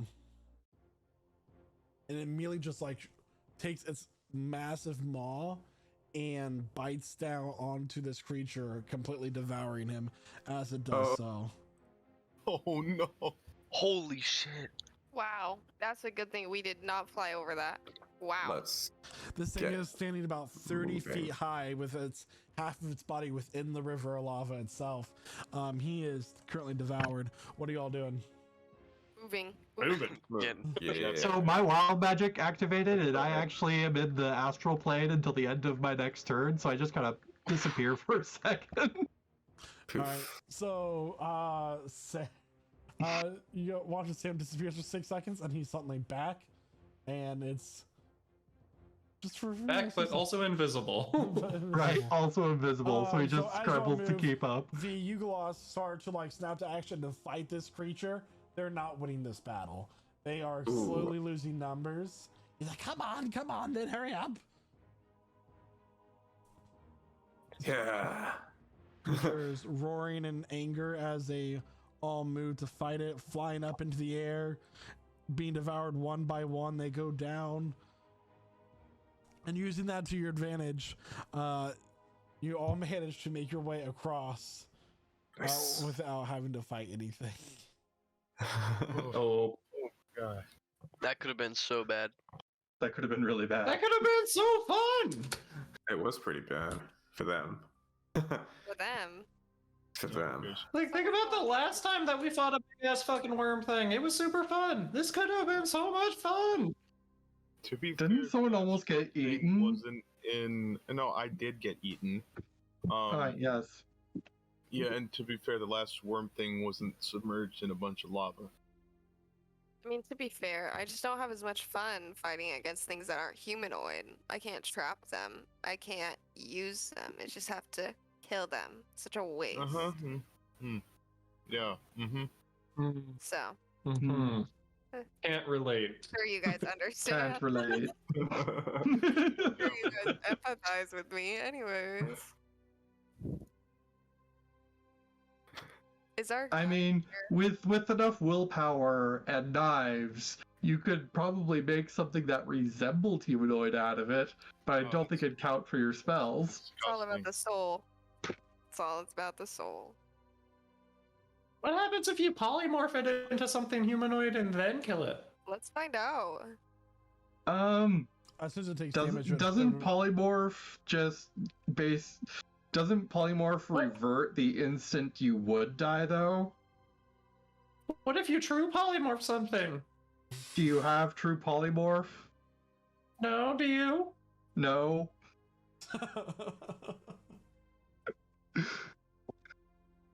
So y'all managed to meet back up with your guide. You know what? You all are an interesting bunch.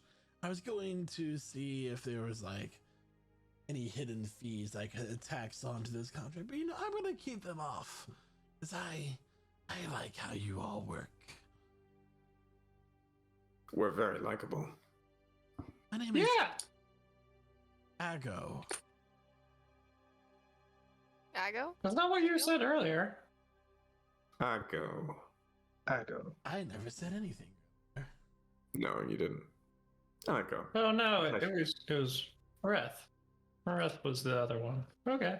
I don't know where he went off to. He sent him away and he hasn't come back. It's quite interesting. He's his own Is it? independent Yugoloth. I don't control him. He don't need no man. Exactly. Mm-hmm. You know, you're not the first people from the material plane I've met here, guided through these wastes. Did any of them make you a timber? No, but one of them had this really annoying way of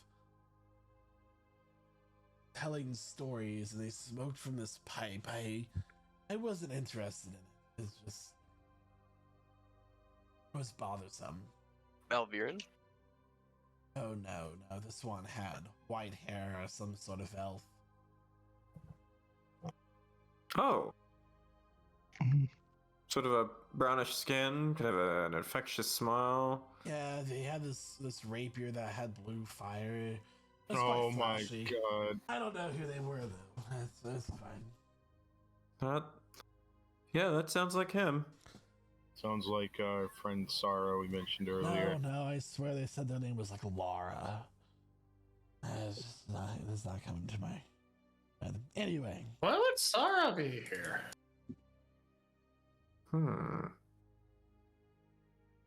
It's a good question. A really good question. Yeah. Where did you take this other person? Oh, you know, they wanted a way out of the plane, and I provided it to them. What plane is that? Would you mind sharing? Gehenna. This one? This one? He wanted out of this one?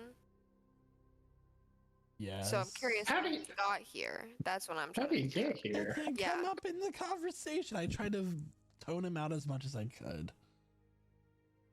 I don't blame you, but still, I do blame you. Real quick, when he like activated his sword, did he say something along the lines of him, bro?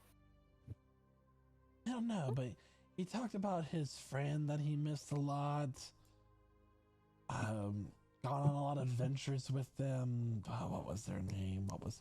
Sounds like the favorite one out of the group that he's traveled with for many adventures. Oh, what was that?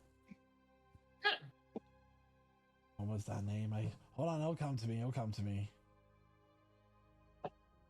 No. We've got a lot of ground left yet. Perhaps that was our favorite. Sugarcane, that was the name. Damn. Oh, sugarcane! Yeah, sugarcane is the best. Sugarcane did well. Yeah, I miss sugarcane. having a great time with Frock. I want to get home. Okay. Homesick, are Yeah. you? Little. Well, It's been a while. we just have another day Been of away. travel, but I think it's best that we set up camp here in this cave. Okay. Almost homesick, more sick of here. You all are looking quite unwell. Yeah, it's been a long journey. We'll take shifts, so wouldn't want to I'll take leave first. you alone. I feel like you don't trust me, Jack. And we've known each other Why for would you such a feel that long way? time. Nonsense. I Like just wouldn't want you to feel 4 lonely. hours. Besides, if something were to sneak up on us, it would be better if some of us were awake. Hey, well, I'm gonna sleep the whole time. I'm just gonna Oh, sit up right over here. Very good. You do you. I'll take first watch. Okay. too. You do you, I'll do your mom. I'll What? take second watch with someone. You wouldn't want to have sex with my mom. She's Yeah. a big old queen beetle. I thought you said you were created. We're all created. Shadow will take second watch with Sam. I just so happen to be Okay. laid in an egg sac and hatched. My larval stage were the best days of my life. Pupa stage was awkward, but you know. Zark's taking third watch. I'll take third with Sark. Okay. So those of you on first watch, you can go ahead and roll for perception. One of you with advantage, or each of you as a straight roll. You can I'll do take it. advantage. I'll do that. Yeah, I'll keep an eye out. Natural 20. I'll take 25. second watch. 25.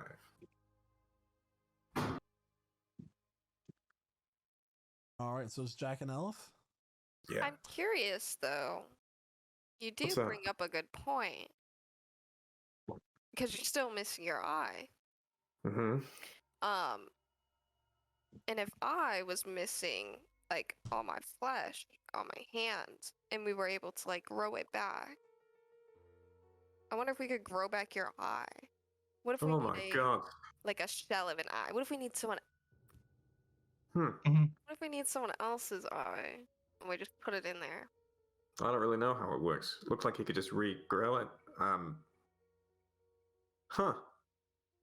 I You know, it didn't occur to me to ask. Huh? Didn't occur to me to ask. You I should. don't know. Well, we all just seem so busy, and I don't want to take up. I don't know. Seems like there's a better use for his magic for now. I mean, you've got like 6 other senses to work off of, so. Oh yeah, and I had a spare. Mm-hmm. Speaking of Hmm. spare, Ella's gonna pull out the vial that she put the like the grave dirt and the river of fire into. What's that looking like? Yeah, so same as last time, like all the ingredients kind of like flashed, and now you're just left with this glowing green vial. Okay. I only need one more ingredient, Jack. What's that? It's going to be some ash from a pyre. What kind of pyre? Mini pyre or I very special assume kind? any pyre, though perhaps green flame would like be the most appropriate. But I'll take what I can get, you know. I could probably oblige with that. My question to you, when we get to the tower that we're going to, I'm going to assume there will be pyres. And Don't at know. that point, I will be taking some. And at that point, what do you suggest I do? Do you If you're asking suggest- me, what? Go on. Do I wait to put the ashes into the bottle? Or should I do it in the tower? What will happen if you put the ashes in the bottle? I do not know. When we get to that tower, I imagine it's going to be a delicate situation, but I'm only imagining it. I don't know. There's a lot of unknowns. We have to very carefully try to negotiate our friend out of captivity, and that may involve fighting something very big and very mean to win their favor. Whatever happens, we can't really lose sight of that. It may be that access to the pyre could be part of that arrangement. As for whether you add the ash to that I mean, what if it like bottle, what if it? I mean, I have no reason to think it would, but what if it explodes? You know? yeah, well, yeah. What if it explodes? I don't know. I don't know. You don't know either, do you? No. You just know that you have to do it, huh? Yes, and I also know that this tower is operated by my patron's enemy a little bit. You know, they're kind of feuding. I just feel like it might help us out a little bit. Oh, well, what if it doesn't? What if it draws the wrong kind of energy? Given that it's run by his nemesis. Right. These are good questions. I think I'd recommend you wait and see. Do these things in a controlled way, but I mean, so much of this is beyond me. Part of me thinks that a lot of it's up to instinct, best judgment. Okay. I've never been told I have the best judgment before. I feel pretty good about that. To a certain extent, I think we're all best judges of something. I mean, maybe not everything, but look. If I do find the ashes, I don't think I'll put them in. Unless we're in a fight. If we start fighting, I will put it in. If not, I'll wait till we get back home, and then I'll go dig a hole. Okay, I think that sounds about right. And then we'll try it out. I'll help you if it comes to it. Hey, I don't know if I've said this enough, but I trust you, Eleth. For what it's worth. You. I mean, yeah. I've been traveling with Shada for a long time, and Flint for a long time.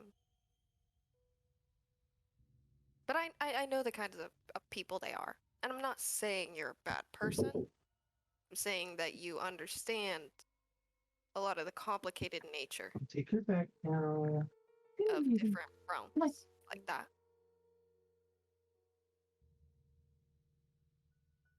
Well, I understand, of course. What I understand is that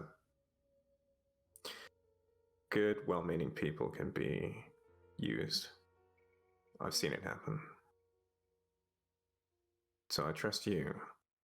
I don't know how far I can trust whoever might want to use you. What I would hope, I think what I would hope is that whatever happens, you use your judgment and not his.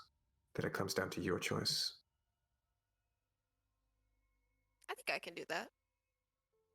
I like to think that all of my choices are my choices. I'd like to think that too.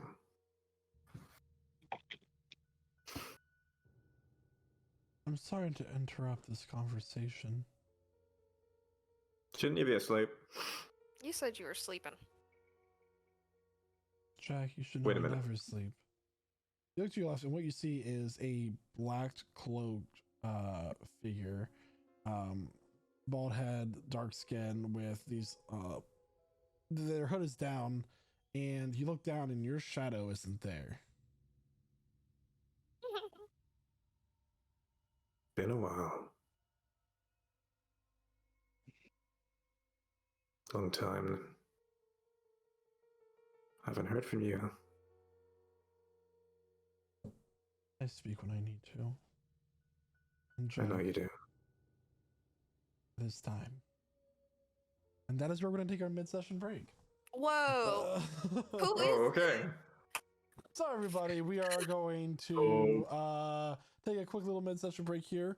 Give us about 20 minutes today to refresh ourselves, and we will be back with more of session 99 of Free Siege Encounters. Thank you so much for watching so far. If you have missed any of the session, There are other ways that you could watch or listen to us, Jack.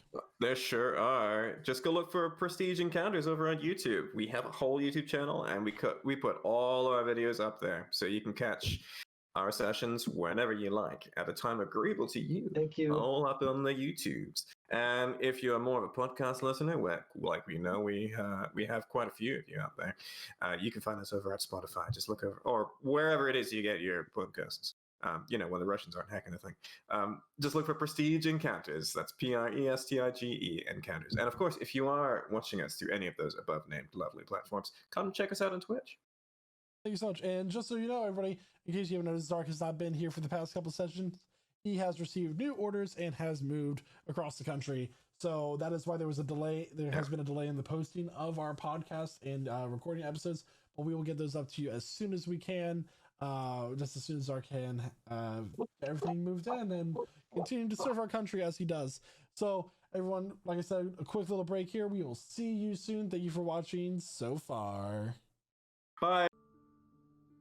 And welcome back, everybody. Welcome back, everyone. So where we last left off, the champions of Counteran were resting and decided to take a long rest with Jack and Elif taking the first watch.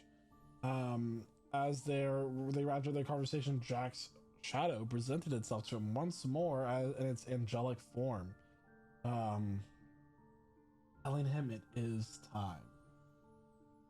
Jack, as you look at the shadow that has been your guide for so long, telling you it is time, what would you like to do? Time for what?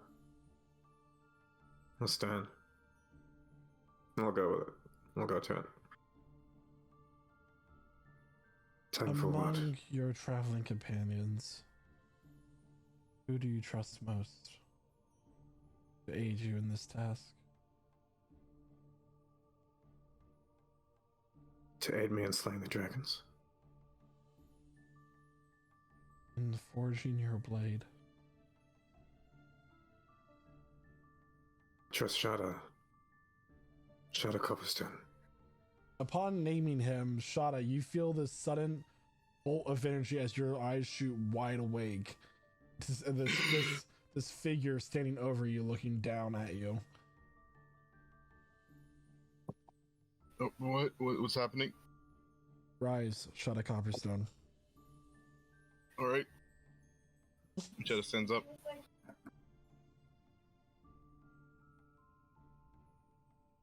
It's okay, Shada. All right, yeah. I think they mean to help. Follow. Okay. The celestial being leads you deeper into the cave, and for a moment you're in complete darkness until you step into a circular chamber. The stone is smooth but not carved. There are stalactites and stalagmites have met to create these sort of pillars, and in the center is a large bonfire of this green flame. The coals burning hot. And Shada, you look around and you find yourself in some sort of forge, but it's very different than the normal equipment that you would be used to in your own workshops. Is there like an anvil or anything like that? There is an anvil. The gear is non-conventional. There's no place to cool metal, no water trough. There's no furnace, just an anvil, some metalworking tools, and then the pyre of this green flame. Oh boy. Yeah, we're doing this now, aren't we? I think we are. If you're okay to do it. It seems to think that this is the time. Question. Ask. Did I didn't take the benefits of a long rest yet, have I? You have not. Alright. The task at hand will take 3 nights to complete. we're on the move. Just You're cannot saying we wait. should. And your You're saying friends we should. just cannot wait. Yes. And your companions will sleep during the entirety of that. Oh, okay. Will they not experience it the same way we will? They will wake up as if freshly rested, none the wiser.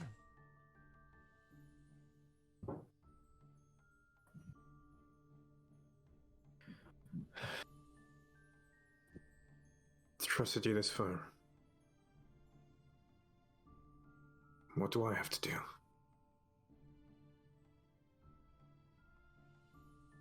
The ore that you mined before within the Shadowfell has already been placed within the forge, taken from whatever bag of holding held it. It looks at you, goes, melt the ore, refine it, and then use the mold to create your blade.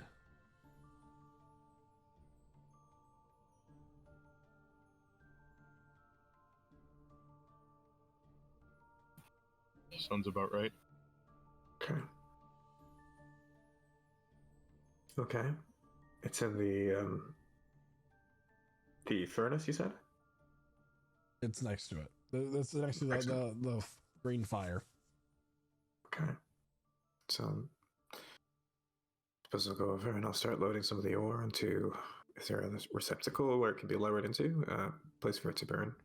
Yeah, so there is this large dark metal tray that you can set over it, and it seems like this is more so melting down into this trough. And you shot it begin to load up the ore. The fire doesn't harm you, it's cool to the touch. But as soon as you finish loading up the ore, you know, this black reflective ore, after a few hours, you notice it begins to liquefy.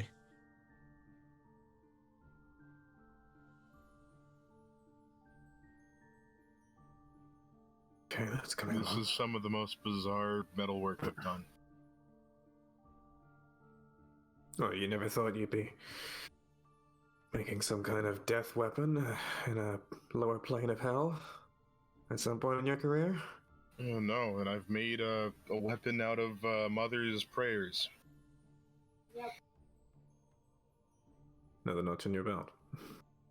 I guess so. Okay. So I'll help however I can, DM. Sure. Charlotte, go ahead and make a smithing tools check with advantage. Cool, so that's just a, what would that be? I think the way we did last time was a dex check and modifier. Okay, so dexterity with proficiency? Yep. Cool. So that's a +7. Alright, so plus an extra 5, that would be solid 22. Yeah, so, Charlotte, it's alien to you, but somehow familiar. You guide Jack through the process of melting down the ore, removing the impurities from it, continue the process, and you do about this for a day, creating ingots for you to fashion the ores out of, but you don't tire. It's a strange yet surreal feeling. But you know, you've been working at it for several hours, taking pauses between resting up as the ore would have to remelt and be re-refined. The second day comes and it's time to begin to mold the weapon. Go ahead and make another Thieves Tools check. Not Thieves Tools, What was a Smithing Tools check. Yeah. I feel like we could have read between the lines there, guys. Yeah. We're unlocking the secret of this weapon. You gotta steal that metal. It's a 14. A 14? Believe so.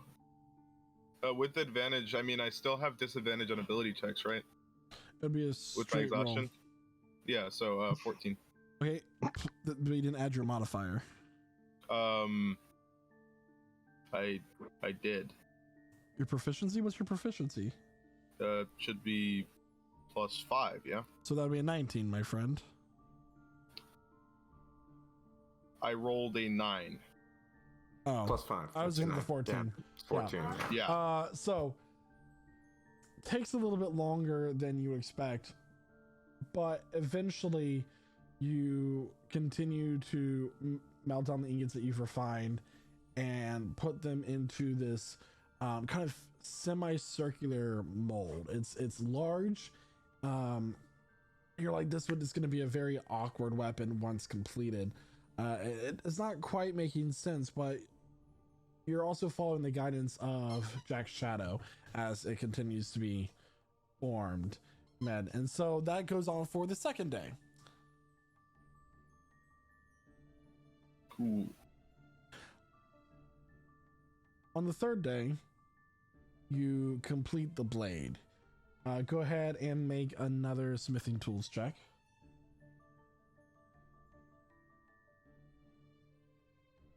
Can I help? Ooh, okay, that's a 24. Yeah, so once it'd be with advantage. So that would be a 24. It's a straight roll with Jack's help. Jack, you begin to take over this long semicircular blade.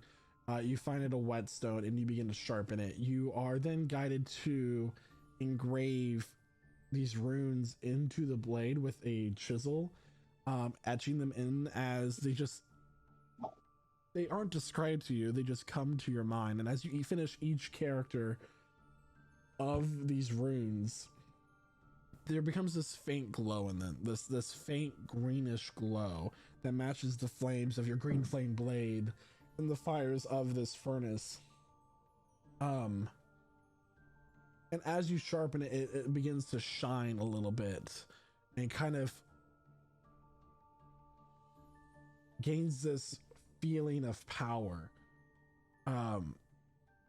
Eventually you're told the final part is to bring out the staff that you have been able to summon at will.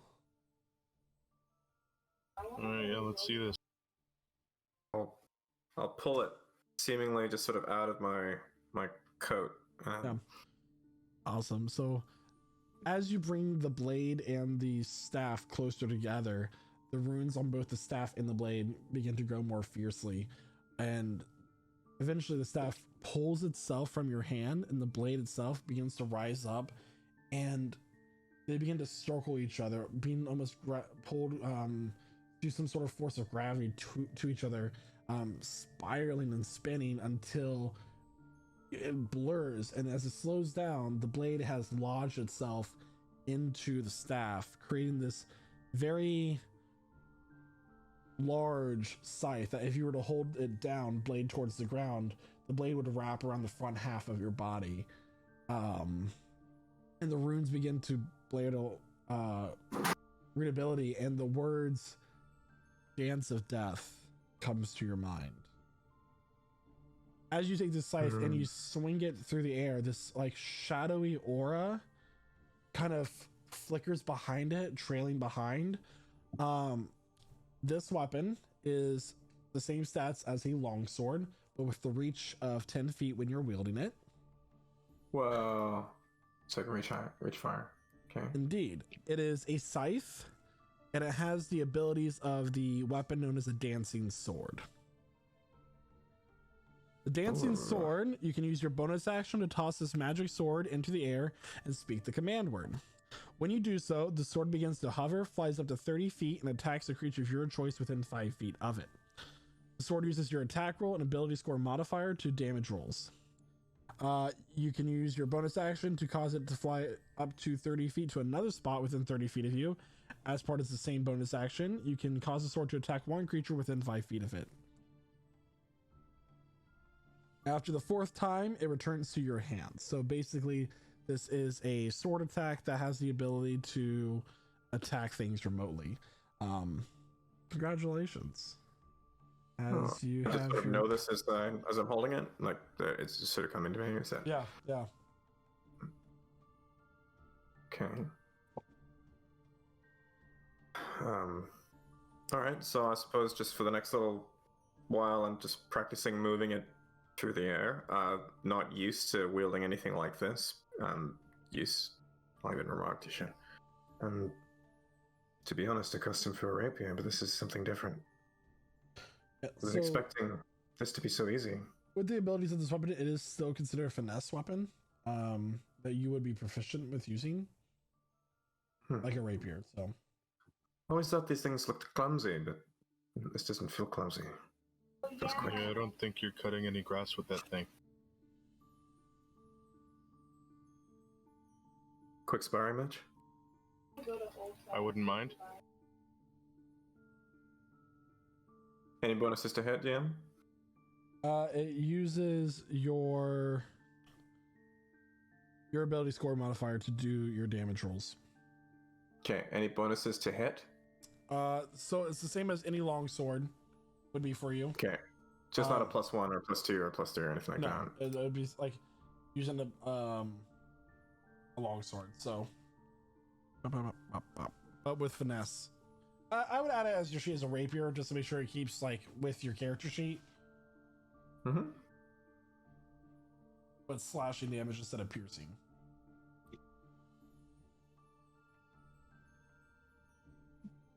Cool. I'll have to make a Custom. Right. That'll be a custom item, yeah. I suppose. Sure. Nice. Okay. I don't feel quite as accurate as I did with the with my current sword, but maybe that's something I can do. I'll take a swing to see if I can just sort of very lightly get a hit. Oh, that's a 15. It's 15.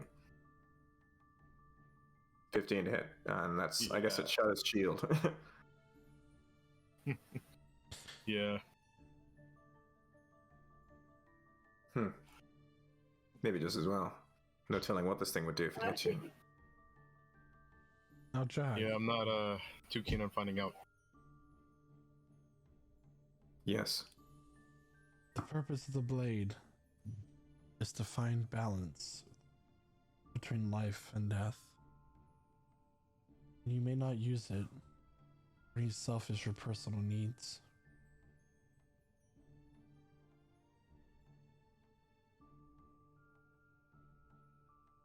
What Does that mean no sparring? The shadow chuckles. You may spar. But this is not a weapon of revenge.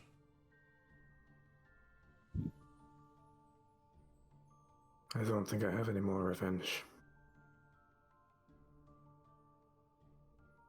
No. Not yet. How will I know if what I'm doing is worthy? I'm sure it'll feel right, like I'm balancing something out. How will I know?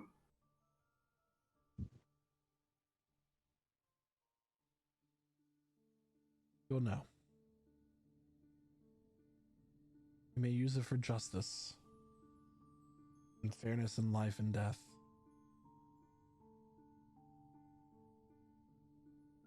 Would this kill a god? Not yet. With that, I'll revert back to your shadow form. And then I'll just I'll make it shrink down. It appears to just sort of recede down my sleeve. And it'll just sort of meld back in. And that's gone. Oh, that's odd. Thank you, Shadow. I don't know what Of any of course. it means yet. I wish I could say more. I wish I knew more. I don't. I just know that it's important.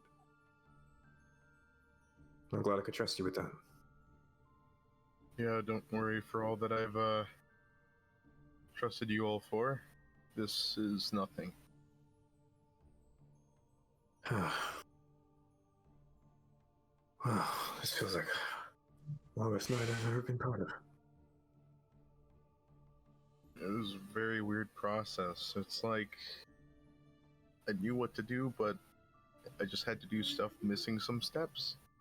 Yeah, that's how I felt. Okay, I think At long last, it's time to sleep again. I believe so. Still do have a little bit of a migraine from being wherever we were. Who was second watch? That was me Shada and Sam. Shada. Yeah. And me too. Okay, so Oh, you as Sam and Hugh Yeah. will be woken up.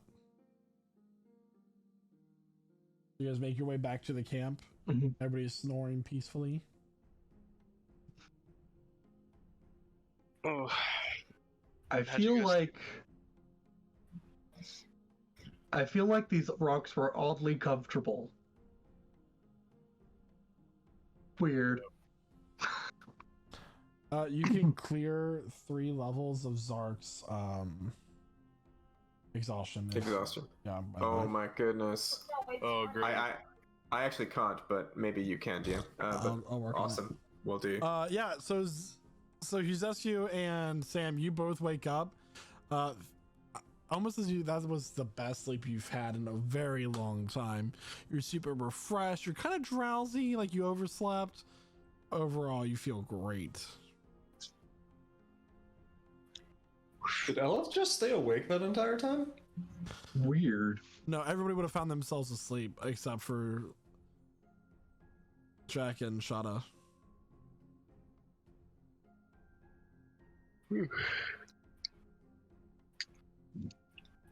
how's that sleep for you guys?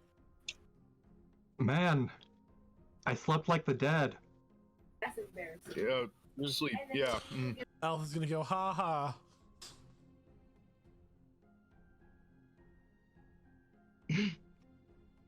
I've just got to say, if that's one of the perks of being here, it isn't as bad as I thought it was. Yeah, maybe we should stick around here for a bit longer. Yeah, no way. No way. And I look at Shada. How does Shada look? Exhausted. Did you not get as good of a night's sleep as us? I mean, as far as I'm concerned, I still have a little bit of sleep to catch up on, don't I? Yeah, maybe you should take it easy on this watch. Mm-hmm. Like, there's still the two of us here. Do you want to just lie down? Yeah, you've been pretty Oh, tuckered yeah. out. 100%. I think my internal clock is completely screwed up. I'm gonna go to bed. Alright, yeah, Okay. you sleep. Shada falls asleep in an instant. No. As soon as he closes his eyes, it just drifts off. Poor guy. Probably had a bunch of nightmares or something about swords. Mm-hmm. Probably chipped his favorite one. Right. One of you can make a perception check with advantage, or each of you can make one separately as a straight roll. What do you think? Huzescu, you do it with advantage. I got it. It's gonna be a chunky perception roll of 24. 24. So looking out into the volcanic landscape outside the mouth of the cave, not much going on. Occasionally you see something like walk across the wasteland, or something fly just above the clouds out of your sight of what it is, but nothing seems to bother you for the time being. Alright. Seems like nothing. I think we're alright. That's good. That's good. Tell you what, getting shot out of the sky is an experience that I hope is once in a lifetime.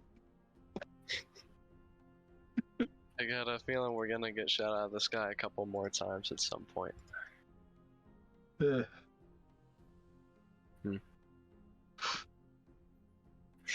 Yeah, but you know, one can hope.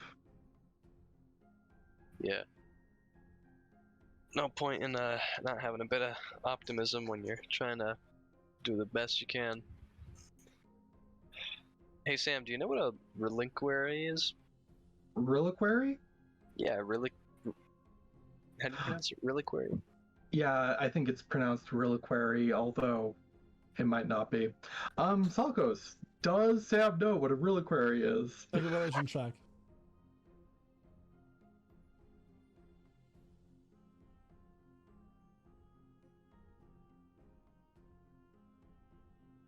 $13. You can guess it's something expensive and small and have a religious significance, but outside of that, you don't quite know. It's like a small, expensive thing with, that religious people care about, right? Yeah. Yeah, what about it? I need to look into getting one.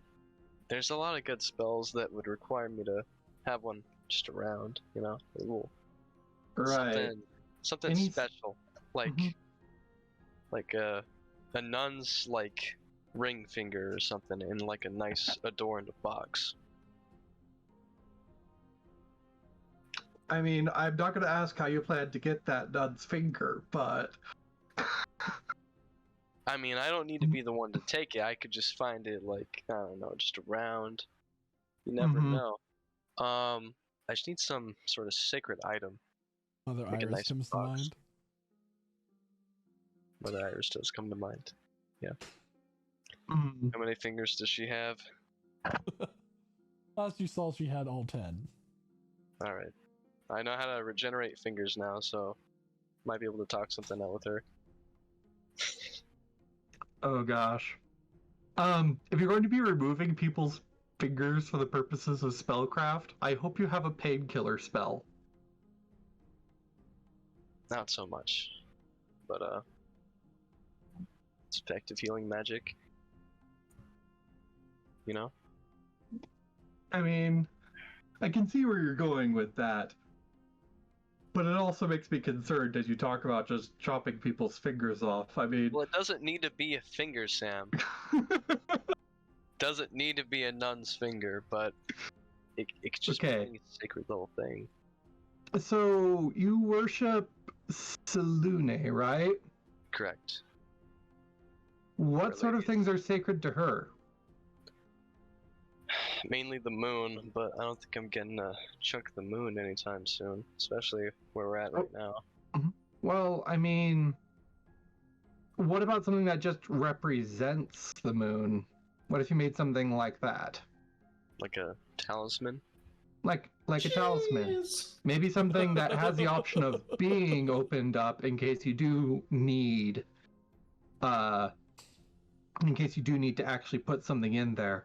Like, you make a talisman. A giant pizza. A giant pizza, yes. When the moon hits your eye like a... I have to talk about Flynn about making a giant holy pizza for spellcasting. We'll need some sacred ingredients, maybe the blood of a nun. Sauce. Oh, no, just blood. What part of you hates nuns so much? They're just very sacred people. They don't do very much, okay? They basically exist to be holy. Whoopi Goldberg would disagree. When most people say holy, they mean set apart and religious. When you say holy, I'm half convinced that you mean to actually put holes in them. I say holy, meaning infused with holy energy. They are very good components for spellcasting. So you look at this highly religious person who probably does a lot of good in the world, and your first thought is, man, that's a great spell component. They do a lot of good in the world, but I could do way more good in the world if I had a chunk of them around that I could just spew magic from whenever I need it. It would be great. Save the world with my nun finger that gives me holy magic. That's why I need a reliquary. So, Mother Teresa, I could sure cast a lot of spells with you. This is the ancient ruler of a nun that once smacked the knuckles of a god. See, there you go. What about an item that the nun has? I'm certain that involves much less pain. That is true, but I don't know any. I don't know any nuns on a personal level that might have stuff like that. So you don't know them well enough to ask for like their ruler or such, but you know them well enough to ask, "Hey, can I chop off your finger?" I'll put the fingers back on. They just won't be the original finger. I'll give them new ones, but I'll have their old ones for magic. And with that, it's time to wake up the last watch. All right. Me and Zark, I'll let Zark do the rolls.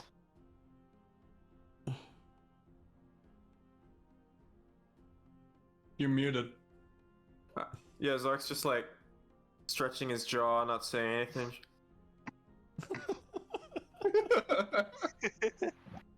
I feel. Do you great. get a cramp? No, I got the opposite of a cramp. It's all gone. I got. Holy shit. I could. You got holy shit? I think he's feel like asking it's was fucking looking for focused right something holy. Give me that.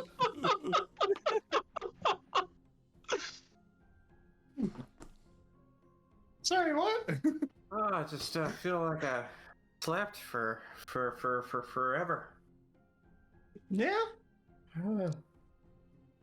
I mean, Perception to be check. fair, I wasn't super tired before we went to bed, but kind of feel okay.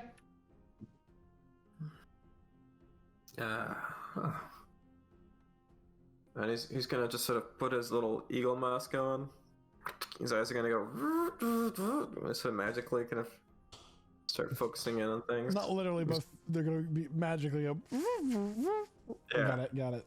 Okay. He's I gonna. don't know my favorite part about barbarians. Is they're very angry beings, but they can only be angry like a few times a day, and then they have to nap so that they can be angry again. They're basically the toddler class.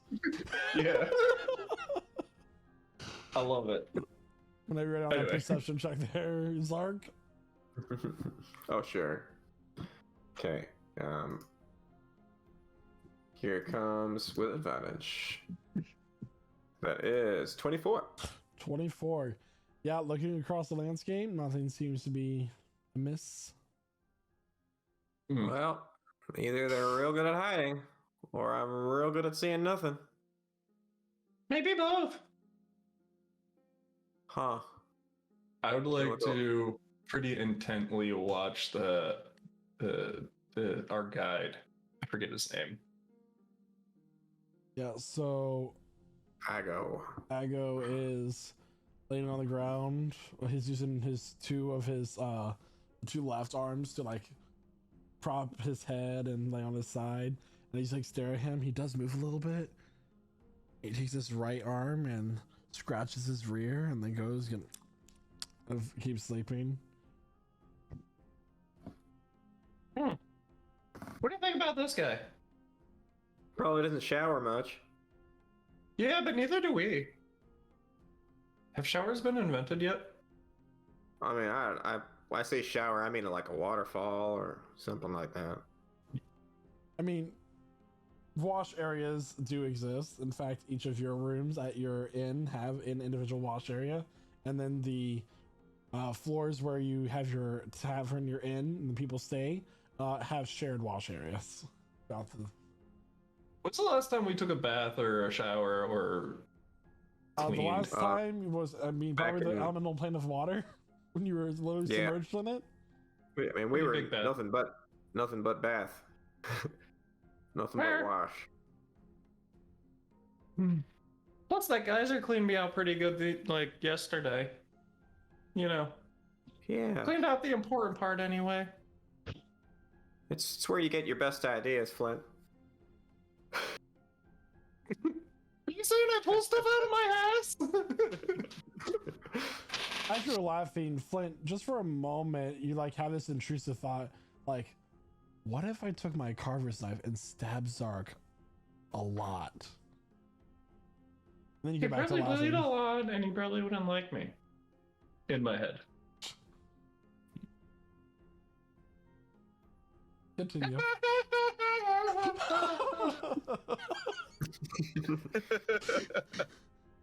That's what I like about you, Zark. you wouldn't take any of that violence out on me.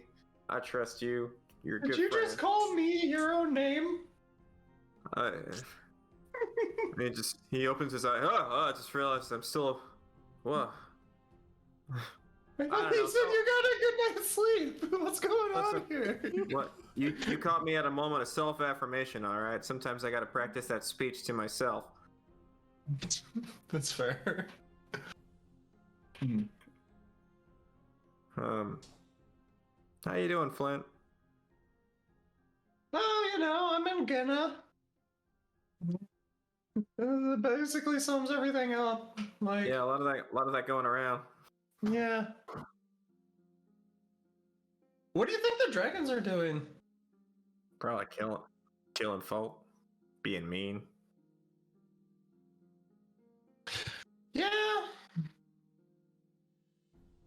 I really hope this detour, like, we get there and like we get back to the material plane and they didn't like destroy everything and release the shadow dragon and then we doomed all of humanity. Yeah, yep. Yeah, that tracks. I'd say that'd be about my hope too. I don't know. Feels like we're just feeling this thing out, huh? Yeah, never mind. Nothing. Never mind. You believe in fate, Flint? No. It's stupid anyway, I guess. I believe that we forge our own path and make our own fate. Just sometimes it feels like we're just being pulled to something, like things keep lining up. Maybe, but if you think that we could just do something different. We could stay here and live in Gehenna for the rest of our lives. We could do that. There's nothing stopping us from doing that. Nah, everything's stopping us. I wouldn't do that. I just mean, feels like we're here for a reason, I don't know. I mean, we are here for a reason, and that reason is to go get Ember so we can use him to stop dragons. I don't think that's fate, I think that's just decision making. Yeah, guess that's true. It is very weird. We do have a lot of weird coincidences where we run into unique individuals and I feel like if we told our story of like from where we started, to how we got here, just to a normal person. Like, if you told your mom about everything that we've done, I don't know that they'd believe you.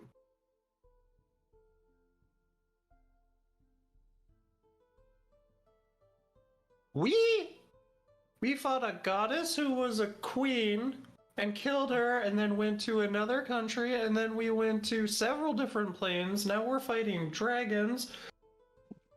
We have floated down a river of fire and a river of souls. Snuck into a city of the dead?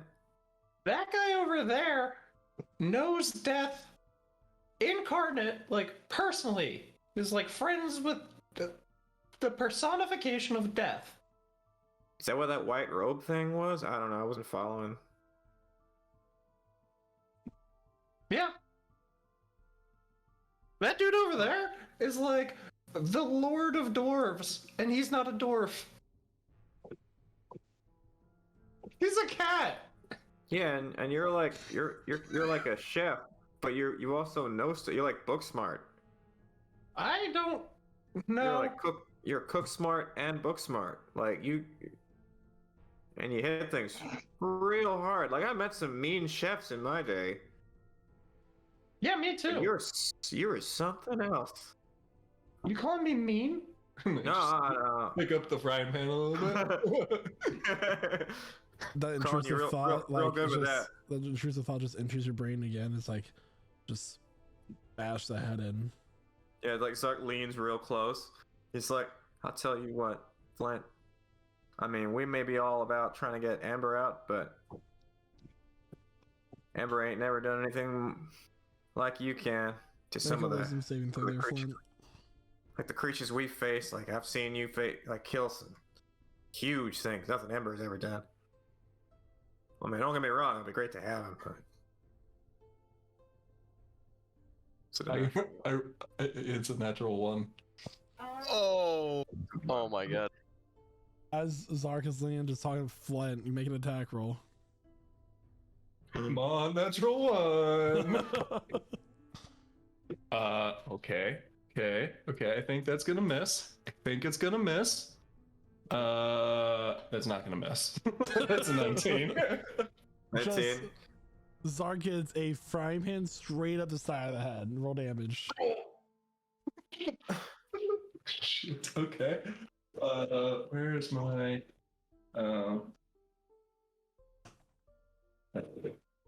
Ooh, God okay. damn it! I'm trying to compliment you, you son of a bitch. 6 points of damage. I rolled a 1. 6 points.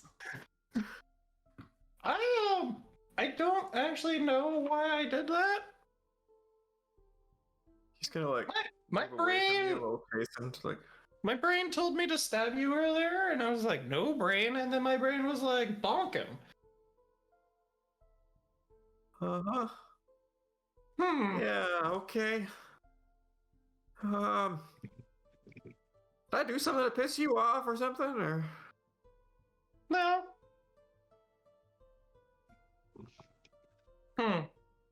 Okay. Maybe it's this place. I mean, my brain's telling me to smack you back, but I don't know if that's just me or. Go ahead, smack me back. Yeah, I don't know what this is, but I believe it's time to continue on our way. Did you know that you stick your hand in your butt while you're asleep? You said I was sleeping. Oh, so you just do that for fun then? Okay. All right, everyone, wake up, wake up. ooh. All right.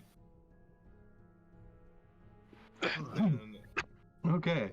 okay, cool. That's a long rest. I'm assuming. Yep, everyone gets the benefits of a long rest. Yay. I Hey, you. recover 1 level of exhaustion. There's like a whole bunch of Yeah. Hey, you. Zark's got Here we go. Yeah, Flint. a big old bruise on one side of his face. Just like a knot swelled Yeah. up pretty badly. Just You're pretty good at like healing things, and I think my brain is not quite right now. Can you take a look and tell me if my brain is okay? Oh, see what I can do about your brain issue. Thank you. And I'm gonna check out Flint's head, see if he has any like external injuries. Maybe like hit himself real stupidly. Make a medicine check. All right. Can I put guidance on this? Sure. Awesome. Hmm. Boom. It's a 21. Nothing seems to be physically wrong with Flint. Okay. Alright, I'm gonna ritual cast Detect Magic. Give me 10 minutes. Okay. Okay. While he's doing that, I'm going to make grilled cheese timbers for breakfast. Oh yeah, and Zark's just gonna comment on just how useful everyone is. He's like, look at this timber making factory over here. Look at this guy doing his detect magic ritual. Like, you guys inspire me What about so much. me? I mean, you're a captive audience and all. I just don't know you. Oh, okay. I'm gonna make one for him too. By the way. Oh, then, fuck me, I guess. It's fine. Complimenting me was not part of the contract. It's whatever. I'm fine with that. Yeah, As well, is- As he's complaining, I hand him Yeah. a grilled cheese timber. Ooh. Just Yeah.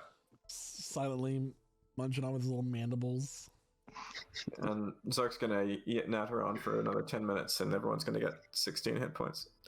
16 temporary points, except for him. Yeah, so, at the end of your ritual casting of Detect Magic, the frying pan that Flint has a magical aura to it. The boots have a magical aura to it. Nothing else. The belt.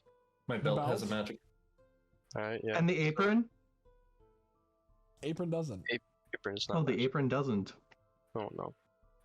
But so he doesn't have magical brain swelling, is what I'm gathering. No. Oh.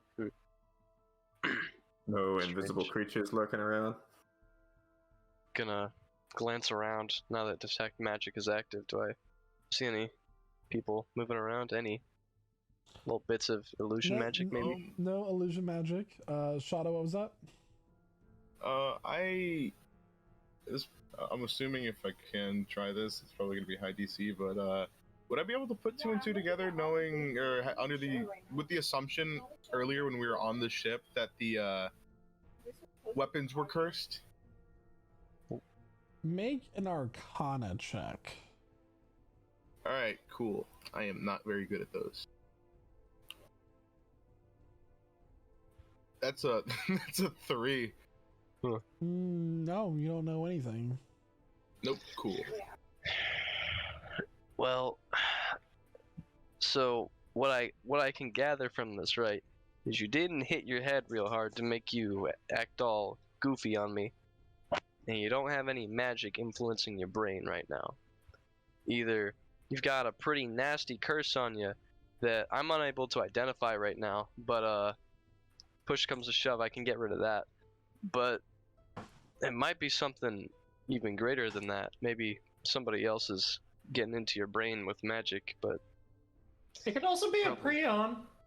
I mean, I was telling him how awesome he was. I mean, maybe that was it. He just didn't like The most intelligent, something about clueless that. barbarian I've ever met. Maybe he doesn't take nicely to compliments. Gets a little awkward and only can lash out and express his stress from it in a physical manner. I'm not a licensed therapist, so. you might be Let on me this. try. Your sandwiches are great. What's a sandwich? Timbers. Made the same mistake twice. Great. Long pause. Timbers I are don't great. like the idea of a sandwich. It sounds rough, coarse, irritating, Unrefined. It's everywhere. gets everywhere. Yeah, your timbers are great. You're strong. Yeah? Yeah. Thank You're not you. hitting me. Do you want me to hit you? No, I was just testing. Okay. Did you feel like something was trying to influence you, Flynn? Yeah, my brain. With So, something inside you? so my brain is normally like, hey, these guys are your friends. They like your food. Make them more food. Those guys are being mean to you or being mean to your friend. Hit them. So I hit them, but my brain was like, this is your friend. Hit them. And I'll turn to Argo. You speak into our minds. Do you know of anything that might be speaking into my friend's mind? I mean, whenever I speak, I'm in your mind, but I don't control them, if that's what you're implying. Something might. As something could be, but I'm not aware of it. I'm gonna inside check that. Okay. Wow. 24. Ow. Wow. He's telling the truth. All right. Wouldn't know.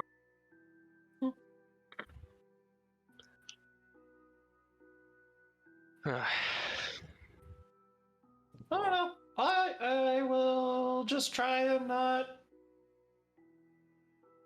listen to my brain anymore. Maybe you just Yeah, got your well, wires you- crossed. The issue is that you're using your brain and not your gut. Okay. How about this? Gotta use your. I would say we should probably all be thinking very seriously about anything that pops into our heads for the next little while, because it wouldn't just be Flint; it could be any of us. We wouldn't Well, want anything wasn't there popping that- into your head, Jack. You hear from Gus. Wasn't there that whole thing where Sam attacked us with a fireball thing earlier?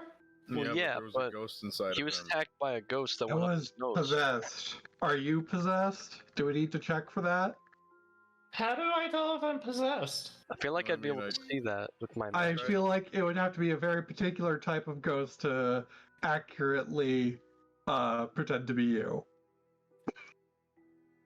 What if it's just inside me, just hanging out, eating all my food, not paying any bills, and every once in a while it's just like, boom, I'm Flint. Like a ringworm. It's I don't know what that is. pretty sure that's fungus. Oh. Anyway, it's best that we get moving. Yeah, we should get moving. And anyone gets any nasty, intrusive thoughts, maybe share with the rest of the group. And then I imagine at this point, Ella's just like, hard pass. You know, sometimes I am Nasty intrusive thought! walking down the road, and when someone is passing me, I think to myself, maybe I should just kill them, but I don't. We all have those thoughts sometimes. Wait, I did kill that person. Never mind. Do you guys ever get the thing when you're walking over a bridge and you're just going about your day and then your brain is just like, you should jump off that bridge? No, just me? Okay, let's not talk about I this. mean, We're gonna say that you're all Depends. exiting the cave and beginning to walk up the mountain now. Yeah. Yep. I sounds mean, good. you know, yeah, and like all along the way, I'm just like, sometimes I get the, I see like a really rich person kind of on a horse or something, and a intrusive thought comes into my head, like, you should rob that person blind, like, give as much as you can to the nearest peasants. I mean, that counts, right? Like, take them for all they're worth. They're probably pushing some people around. I have the feeling that that's yeah. the truth. He did an insight check on you.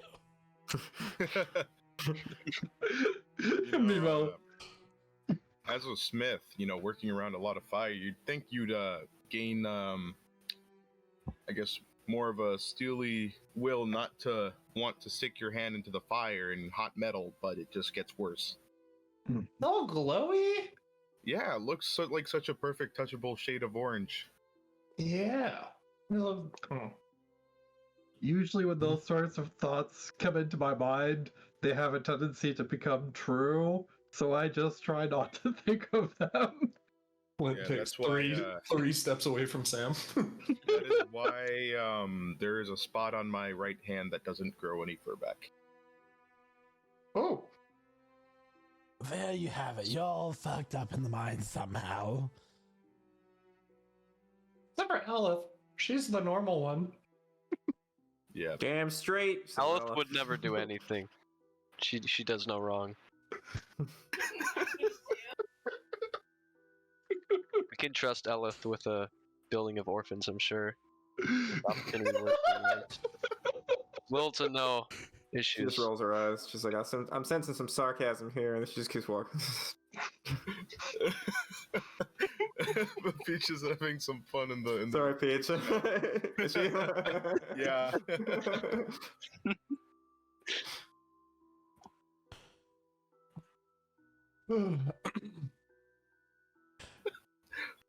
Apparently, Ella has a lot of thoughts about eating inedible things. Yeah. I'm cool, calm, and composed. Let's move on. As you all continue to move up the mountain path, it's begins to become quite a climb. Eventually, you all make your way to a part of the mountain where you're actually starting to scale it. I'm gonna need an athletics check from everybody, please. Ooh. I'll roll for Elif. Okay. 29. Would it be possible to alternatively use 16. acrobatics? Tides of Chaos, No. giving myself advantage. Yeah, I think this is one of those things that athletics is specifically made for. Yeah. Elf got a 2. 17. Lennox with guidance here. Yeah. So 15, yeah. 17. 17 for me, 23 for Zark. Yeah, 16.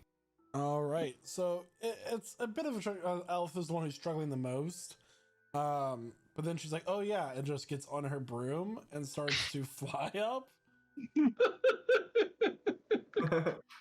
Shadow got that Nice. climbing speed, so he's probably doing fine. Oh Same yeah, with Zark, right? Shada, you would have had advantage. All right, so yeah, an 18. And Zark has a climbing speed as well, but he rolled a 23. Anyway, it's just up this cliffside.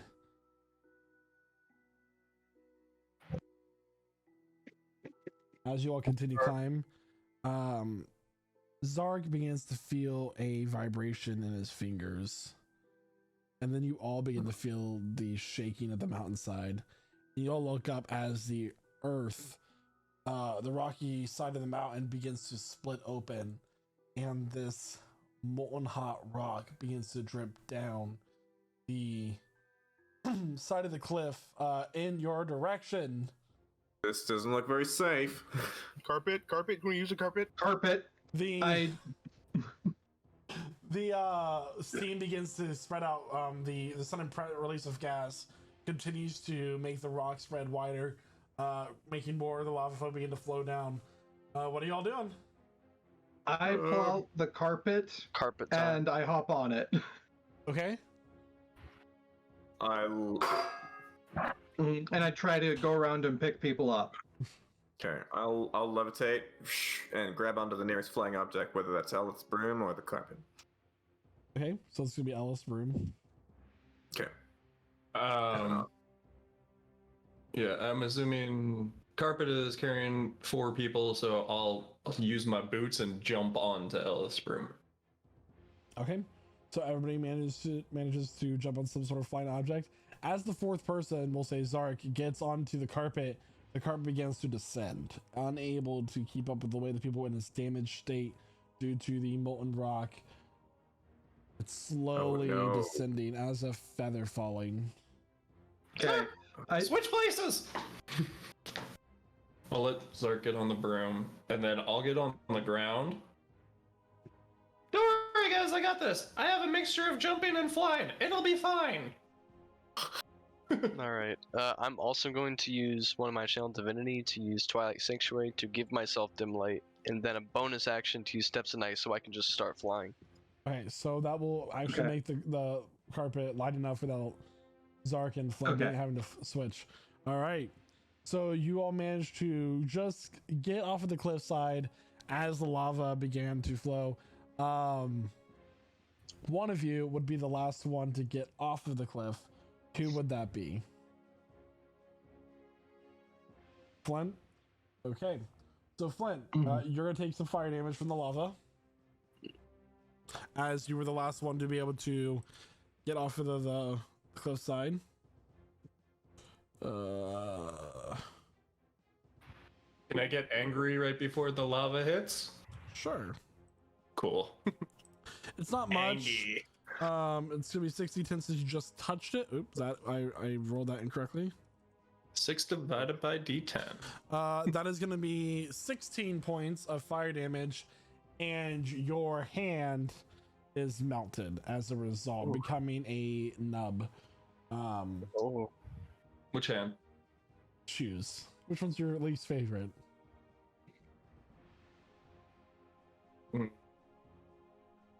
Hold on. A 1 is the left hand, a 2 is the right hand. Left hand! Left hand. hand. Lefty. All right. Well, it's particularly high pitched. It's okay, buddy. Have some temporary hit points back.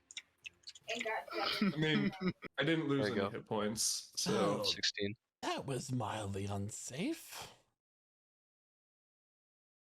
Mildly. Mildly, yeah.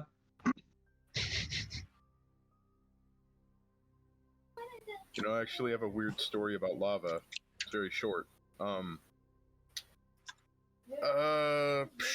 man, who was there? Wow, only Elith was, I believe. But long story short, before I even joined this group, I was fighting. I got into a fight with a big metal dragon, and a person that was with me dunked his head into a stream of lava on purpose. Okay, what did you do with the body? I got put to sleep and I woke up on a lift back to the surface.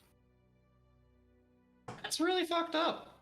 And as he's telling this story, I take out some of my hempen rope and I take my butcher's knife and I start tying the butcher's knife to the stump.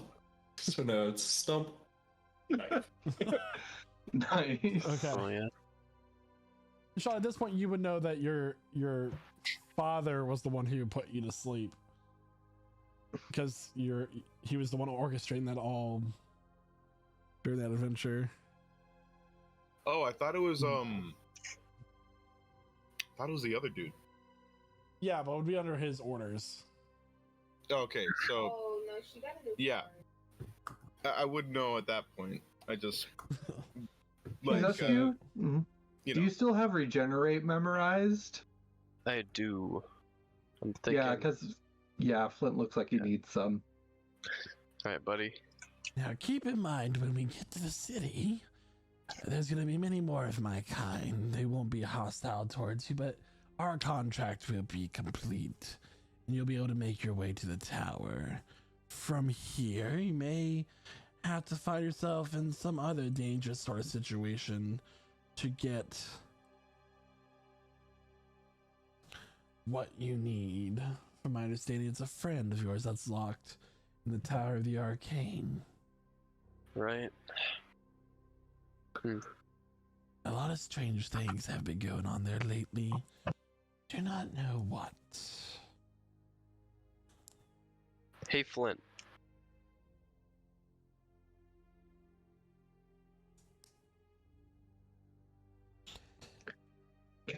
Anyway, we're about. Anyway.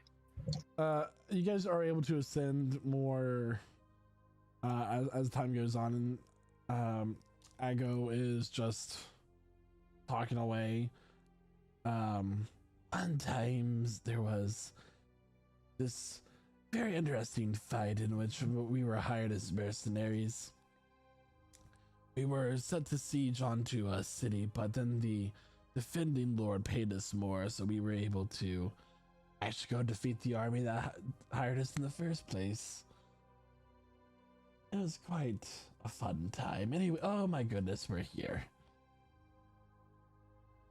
Rising to the surface of the cliff, you find yourselves almost as if this large city, more like a town, just pops up out of nowhere. There is a wall of stone that has been it's been carved into the actual mountainside, and there is places kind of engineered that stops the lava or whatever volcanic activity from breaking into the city and causing damage.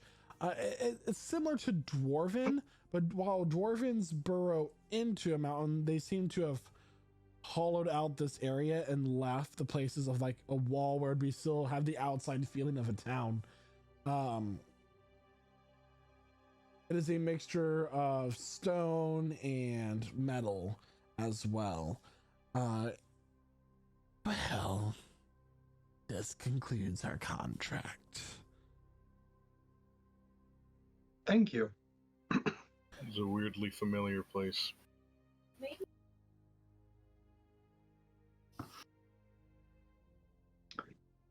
It's a You've place. been a great help, Argo. Yeah. Thank you. Oh, I try my best. A safe way in.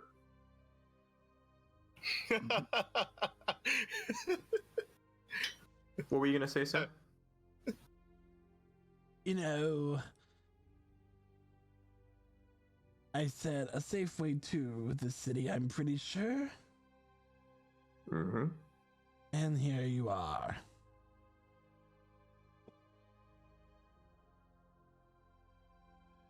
Bye. Goodbye, and have fun in Goodbye. Valmemon. Valmemon. That's the name of the place. Yep, God bless you. Valllememon. Valmemon. Valmemon. All right. Okay, so we were given directions to get to this place too, right? It was the second volcano, and indeed there was a tower we were told about that's in the middle of the city.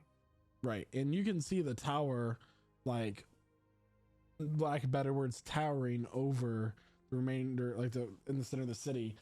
It is visible beyond the walls. It's made out of obsidian with these faint blue flames illuminating it. And it just is a huge structure where it goes up into the overhang of this mountain itself. And right now you all are above the smoky cloud roof or ceiling of the plane. And it's kind of like below. You would have gone through as you flown up.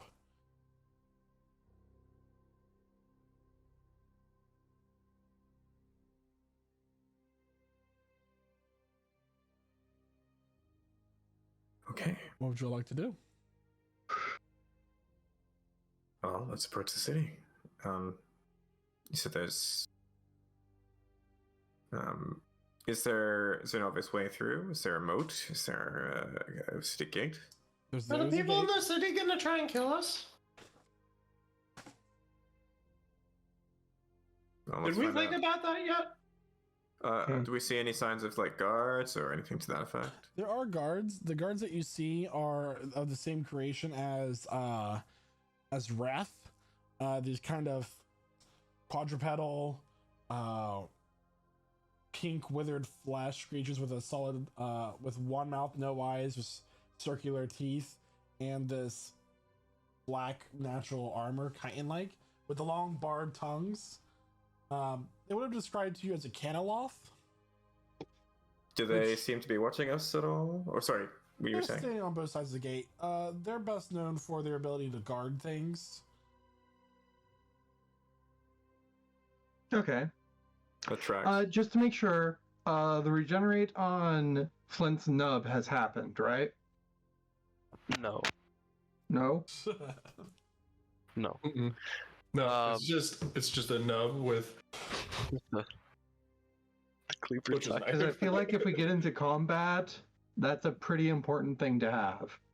I've got my right hand, which can hold the frying pan, which is the most important thing to have. So Yeah, I mean, how necessary really is that left hand right now, in the grand scheme of things? Because from what I've seen, Flint just kind of just goes over and takes his pan and then that's his history.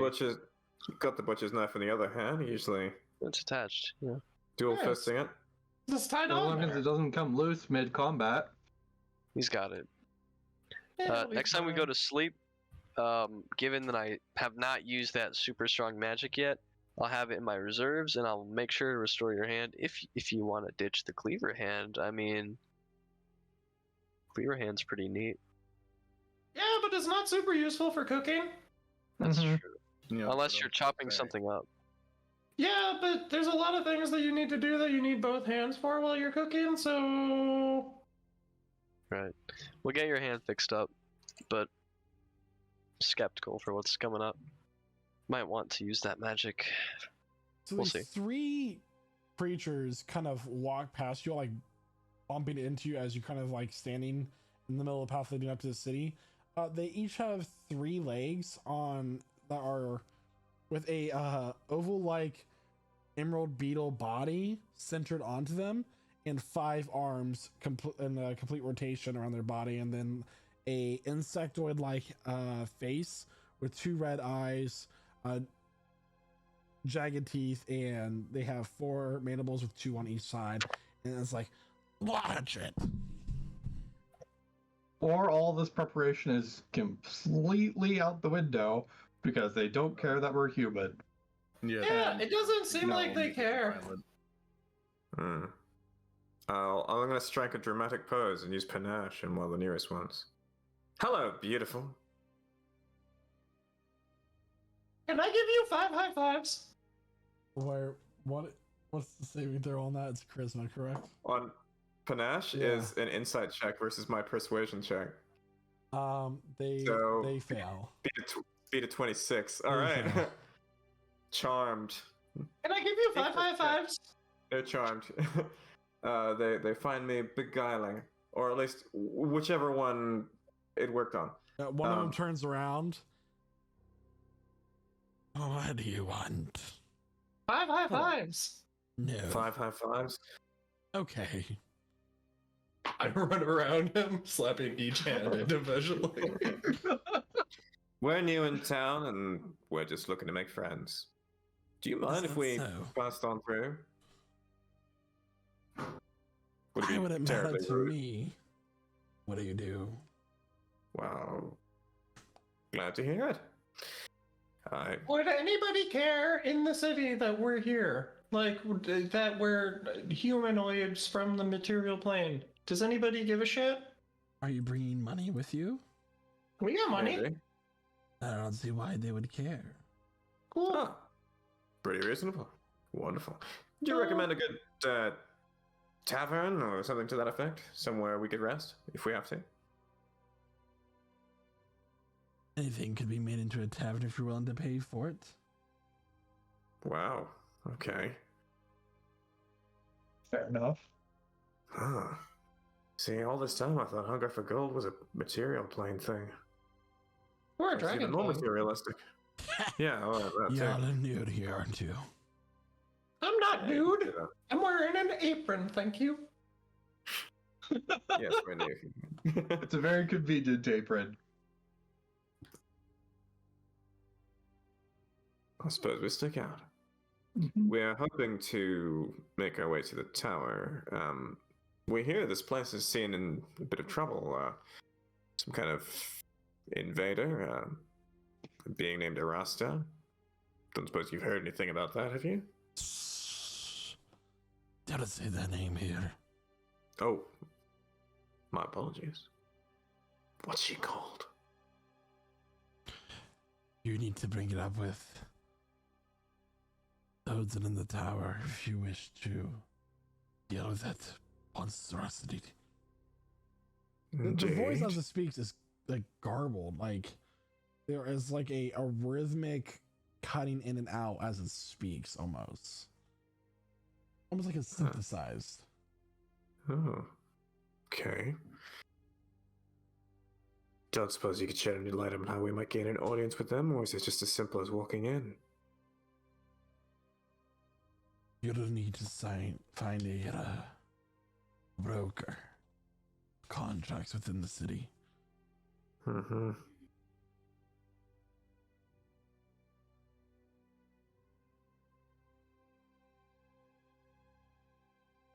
Okay. You say we don't have to sign anything in the city, or was that? You're gonna have to find a contract broker within the city. Oh, a contract broker. Okay. Where would we find a contract broker? I mean, it sounds like they're everywhere. These ones are mostly responsible for dealing with the contracts of the higher ups of the city. Okay. They would require a more effective negotiation. Huh. Do you ever do anything just, because you can, by impulse? Or is everything a matter of careful negotiation around here? Continuing our wealth is everything. We are mercenaries by trade. By a bit more than that, it seems. Chef by trade. I am going to go now. Of course. It's a pleasure to meet you. And I sparkle a smile and retreat. Yeah. Okay, bye now. Well, that's something. Sounds like we gotta go look for a contract broker. But they seem really amenable. I just don't expect us to be. Well, I expect this to cost us somehow. Make a Well, this history reminds me- check. What's Go that? ahead. Inside check? Make a history check, and Flynn, go ahead. Oh, history check. This reminds me very much of the Feywilds, where everything is like weird, but also as long as you are willing to do things like pay the way that they want to be paid and do the contracts that they want to do, everything is fine. Seems like that to me. Seems like that. Yeah, there's a way. There's a way forward. There's a way to do things here. That was a 16 on the history check. So Yagaloths have a particular way of doing things, as Flint just mentioned. They were created to be soldiers to assist with the blood war on the side of the Nine Hells, but they gained their independence and became mercenaries by trade. Everything they do is contract, and every type of Yagaloth has its specialty in what it can and cannot do. You have the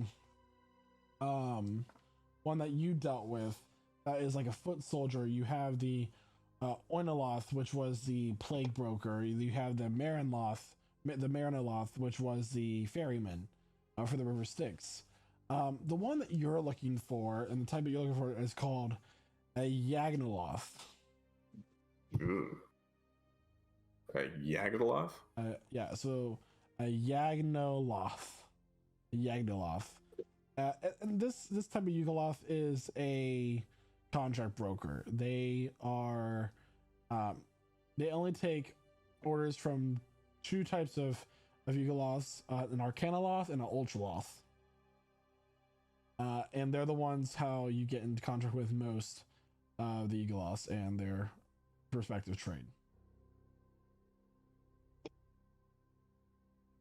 Okay, so stop me if you've heard this one, but something's coming back to me. I don't know why. I don't know how I know this. I just remember some traders talking about, Loths, Yugoloths, and it started to come back. It started to make sense. So what we're looking for is something called a Yagnoloth, sort of a contract broker that talks to them.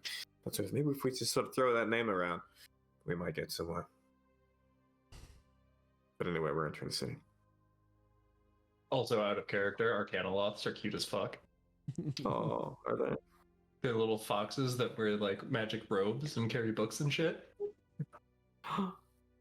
Yeah.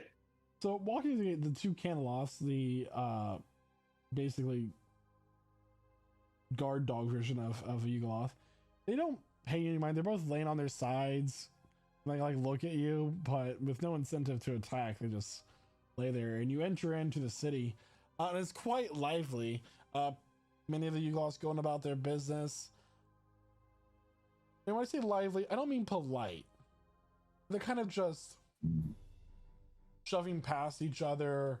There's all sorts. It's like when the stock market opens on Wall Street. It's chaotic. People trying to buy and sell and trade contracts. People throwing wealth. It's just you're kind of having to push your way through everything.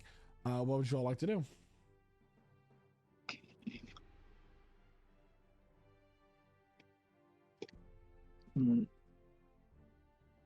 Okay. Maybe we should find an inn first, and then maybe whatever you said. Yeah, then a Yagnoloth. What? Yeah, no, Loth. Yeah. Yeah. Any sign of a common area where creatures, things, people, intelligences, entities gather for recreational purposes? Perhaps the imbibing of toxins? Make an investigation check. Sure. Ooh, that's a 22. 22. There's no like taverns per se in this city, but you do find a area where there is a lot of business going on, and kind of standing on a platform, they are nude outside a belt that they wear, that has a book that they're hanging from, but they currently the book is in their hand. It is a salmon skinned creature with one very large arm that's about the size of its full length of its body, The other one is a normal size arm. Instead of ears, it has bat wings coming from the side of its head, small, but has a variety of humanoid features, except its feet from the knee down are like reptile legs, kind of like a T-Rex would be, with its like four-toed claws, and very muscular and strong with like kind of a broad, strong jawline. And it's just shutting out contracts, offers, and then it catches sight of the seven of you walking up. Oh, hello. It's been a while since I've seen those in the material plane, and you're like, all of you, I'm done with you for the day. Piss off. And the whole crowd just disperses. Well, that's rude. It's also convenient for us. So there's that. Kind of like smelling there. Something tells me that you all have what I'm looking for. Coin. Is it me that you're looking for? Yeah, it's wealth. We might have some coin if you have something we'd be interested in. Any mortal who travels to this plane is looking for something, and they definitely have coin burning a hole in their pockets. I don't have pockets.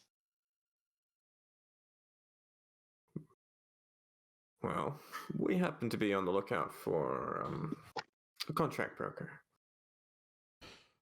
Well, look no further. You have found one. Ah. Could you win us an audience with the lords and ladies of the tower? Not so fast, not so fast.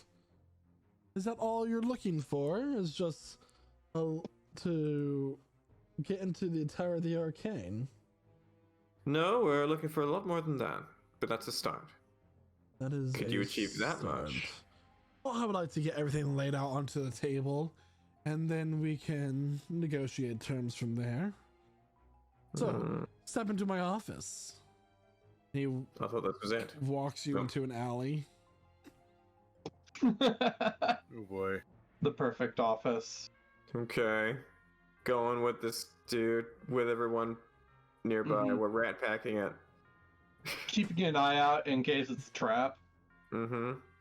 Oh, I assume my passive insight of 20 is just on the lookout here. It's looking out. Okay. So, what is it inside the tower that you're looking for? Forbidden knowledge, the tome of unimaginable evil, a friend, prophecy, friend. Oh, yes, okay. a friend. Someone who is trapped in there. He's inside a big ass gym.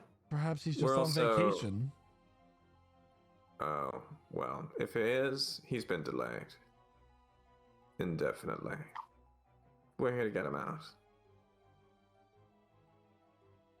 This is a lot less entertaining than I thought it was going to be.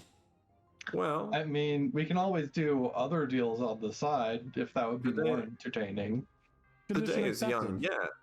Well, there's something else too. We've heard that the keepers of our friend have a little problem of the very large, invasive variety, and may appreciate some strong hands dealing with that problem, if you know what I mean. I'm sure we could all use a strong hand. For me, it's been months. I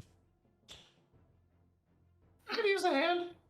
So you're a broker of contracts, yes? So here's a deal that we could propose. We take care of their problem. They allow us to leave with our friend intact, safe, and functional. Perhaps with a nominal fee. He's gonna take out his book and he's gonna start looking through it.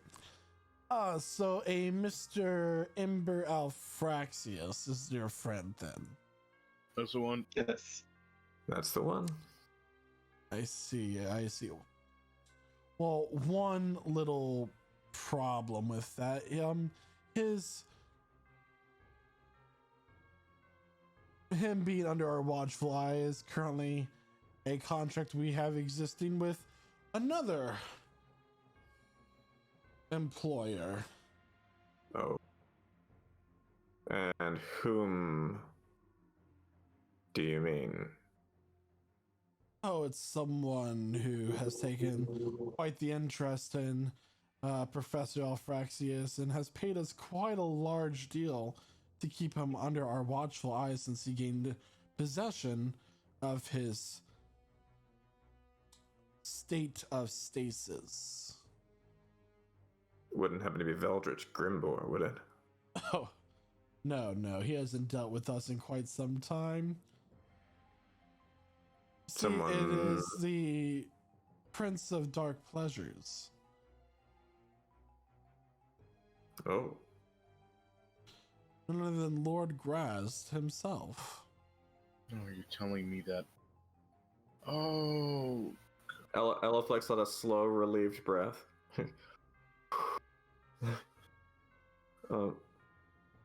Alright, well. He has our friend, but He let's say we does. can't strike up a new contract. Terms change. You can try to Contracts can outbid be him. amended. Hmm. what's his bid now? Oh, some 500,000 gold's worth of gems and other wealth. The debt grows by the day. Well, shall we say a service rendered? Like, for instance, the elimination of a foe or a threat. I'm sure that could put some sort of dent into the bidding. He's gonna look at Elif. What about her? What about her? You could offer her to Graz this payment, seeing she is a child of Orcus. She's like, hard pass. Out of the question. I don't think so. That would pay for it and then some, but that's not what you want to do. Can I pull my friend to a side for a second? I was just an open negotiation, but by all means, sidebar. All right. I'm willing to part with a lot of these dragon scales if it means we get Ember back. I don't know how much that would give us. Okay. Well, I mean, in addition to that, how hard would it be to just remove someone who had that much wealth to throw around? You're talking about some kind of dark god. So Mm-hmm. probably pretty hard. Yeah, we met this person before. Did we? Gotcha. Do you know why he's so interested in believe so. Ember? So Flint doesn't know this, but recap for those of you that were there. He was the one that was inside the bunny person's head. Clover. Clover. This He was guy? inside Clover's head and then like choked the queen of the Winter Court to Yep. death. He Okay. murderified her. No, that wasn't a joke. That was a neck break. Yeah. Okay, yeah, this guy's been around for a little while. Yeah, you Okay. gave us a heads Sorry up to get out. interject on your conversation, but of course, if Lord Graz were to no longer exist, I mean, his contract would be null and void. Can we wish for a god to not exist? Is that like within the ability of our wishes? Wishes, you That sounds say. like something that would back out, like, and Hold on. Wishes, you say? We're having a sidebar here. Calm down, sir. But yes, but Sorry. yes, I said wishes. Bat wings, echolocation, all that. Great hearing. But you said wishes. Yes, we have Yes. to. I shouldn't have said that, should I? no. If you can get rid of this problem we have with our neighbor and offer up just one of your wishes, Ember Alfraxius would be yours. Can we stipulate how the wishes can be used? This is a negotiation, but my condition is it's for whatever we choose. Now, I have another question of my own, right? So, what's stopping us from just using a wish to immediately free him? Can't do that. Yeah, we can't do that. What's Well, I suppose stopping? that's what's stopping us. I mean, I think you How- failed to realize that you're currently in the city of the best mercenaries and soldiers in all of the realms. And sorry for saying so, despite how powerful you think you are, you couldn't take all of us on. And we have don't a- care about our wealth. I have a very. We could get back to the Ember thing, but you made a point there, and I had thought about it, and then I had forgot, and I want to make this point while I'm still thinking about it. Everybody here is a mercenary. Everybody, Mhm. right? How much would it cost to have a mercenary army go kill some fucking dragons?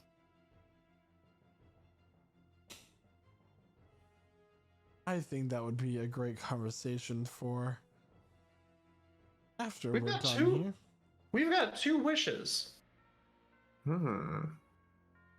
So you would like an army of Yugolovs to assist you with fighting a dragon horde? No, not assist us. You just go do that. Do it on your own. When the dragons are dead, you get the wish.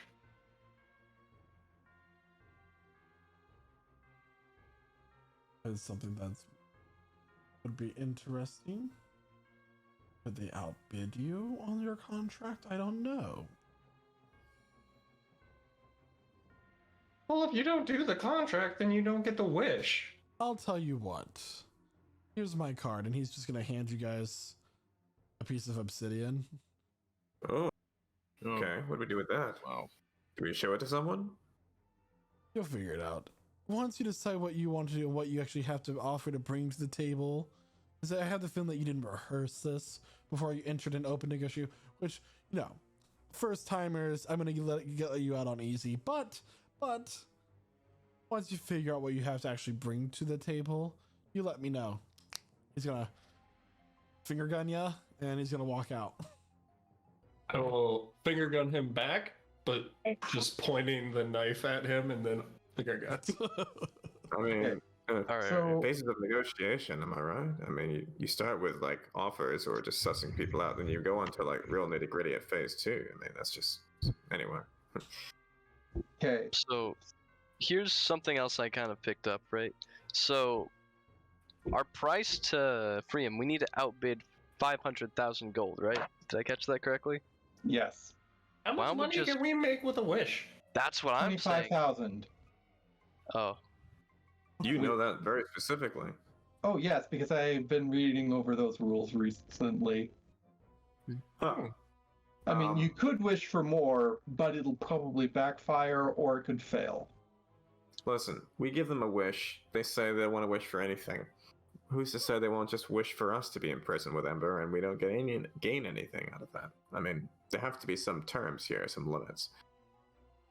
Yeah, like the wishes can't be used against us, which is why I said, can we put stipulations on the wishes? Right. Well, I mean, why would they want to waste a perfectly good wish on doing something they could just have their army do?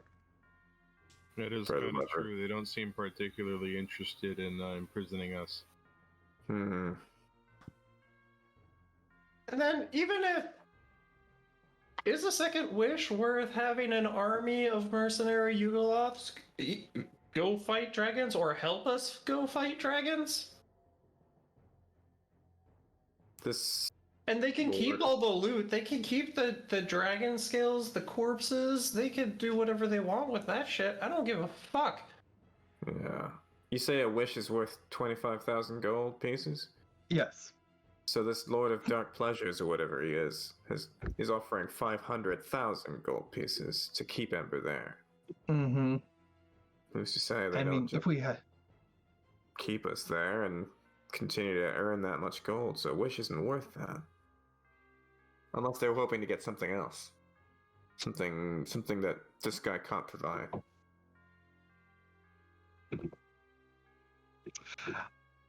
I mean, there's a couple other things you can do. It can also emulate any spell of 8th level or below. One of the benefits of using the ring is that if you do request for more than what the wish spell can normally do,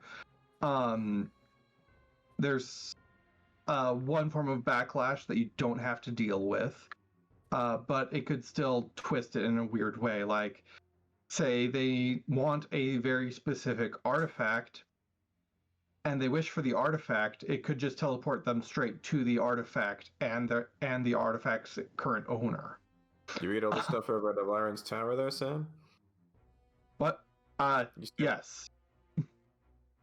Are you trying to wish for your stuff to go away?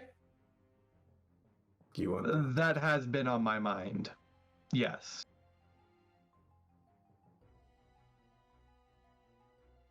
So we don't have two wishes to offer. One of them's spoken for. For now.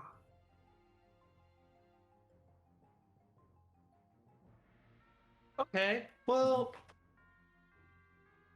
if we want to use a wish, one wish, plus killing this thing that the intruder, whatever their name was, we could use that to get Ember.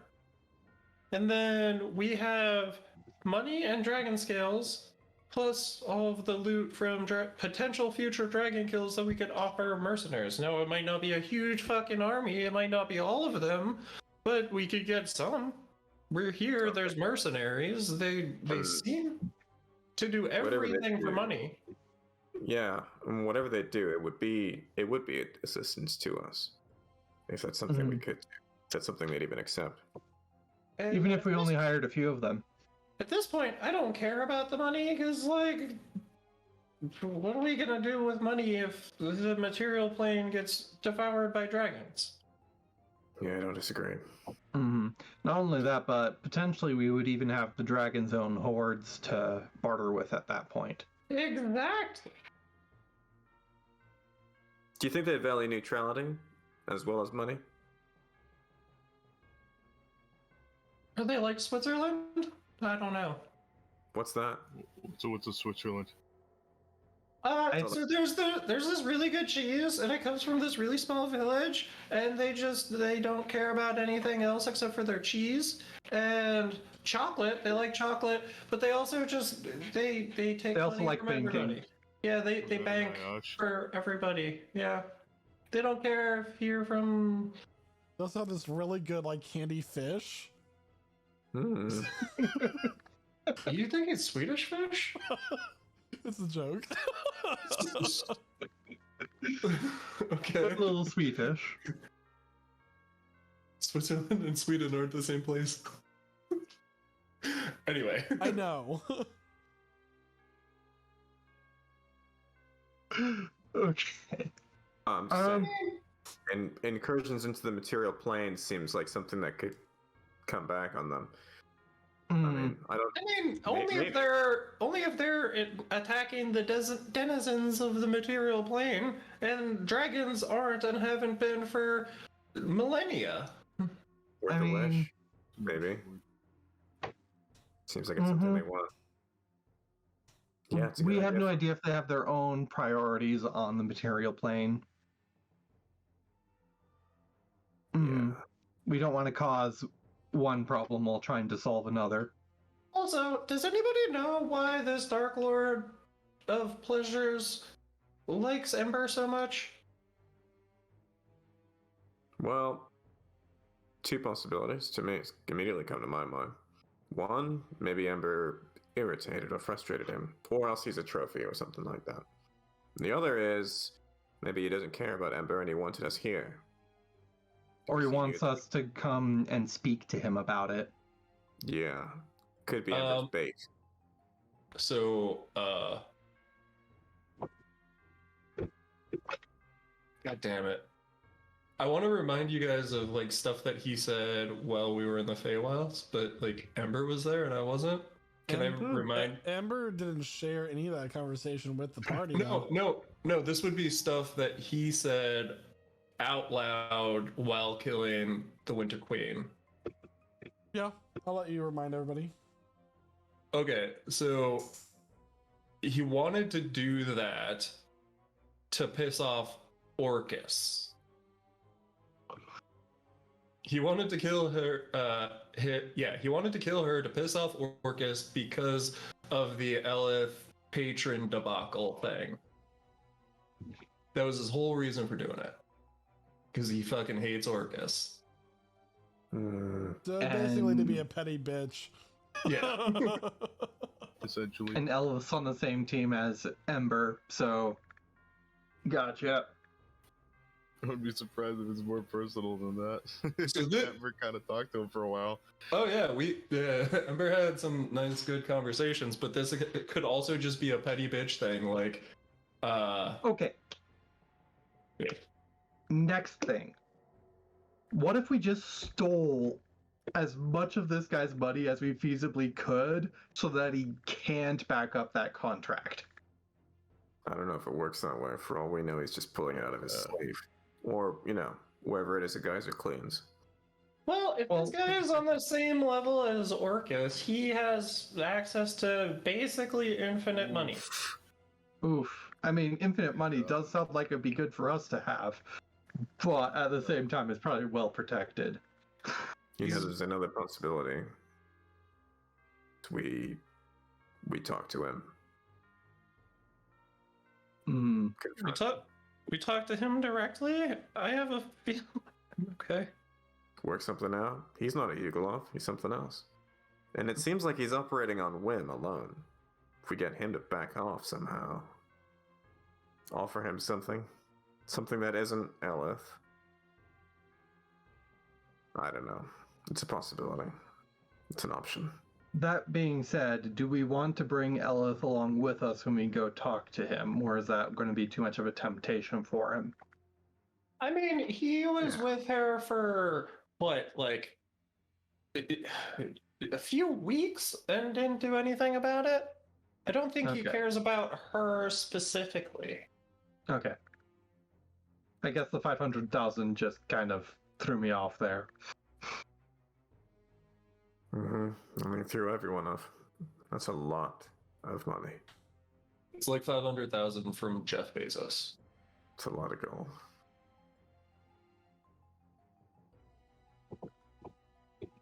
Okay. So we need to arrange a meeting with this Lord of Dark Pleasures. Razed. Razed. Right? If you think that's like the best thing to do, we could see if the wish is just if we could just trade the wish, that might just be better.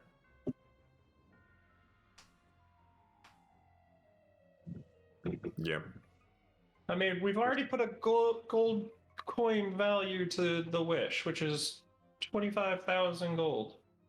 But they're willing to, like, leave more that than that, 500,000 Yeah. for a that's what we know. favor and a wish. I feel like we should find out more about this threat, this thing, before we agree to anything. Hmm. Once I we agree. do, then maybe that's when we start building the. I mean, how can you build a contract without knowing everything that you need to know? We need more information, definitely. What do we know about the threat currently? Nothing. It's big. Well, we know not nothing. We know it's big. Once something that once dwelled in Hades became corrupt. We know that it has a name, and saying that name seems to have some kind of power here. So I don't know if I should do that right now. Wait, it And came it's an out of invader. Hades. Yeah, some kind of being crept out of the abyss. Okay, we only saw two types of beings over there. One of them was those creepy guards, shepherd things. The other one were those pillbug things. If a pillbug came over here and, like, mutated or something, do you think that's what leapt out of the lava river? I don't know.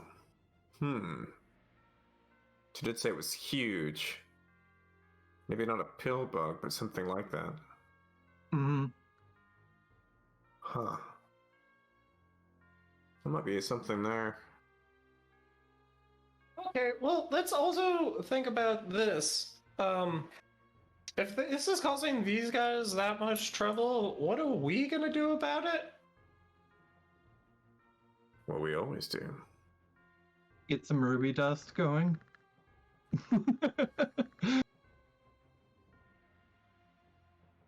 Kick its ass.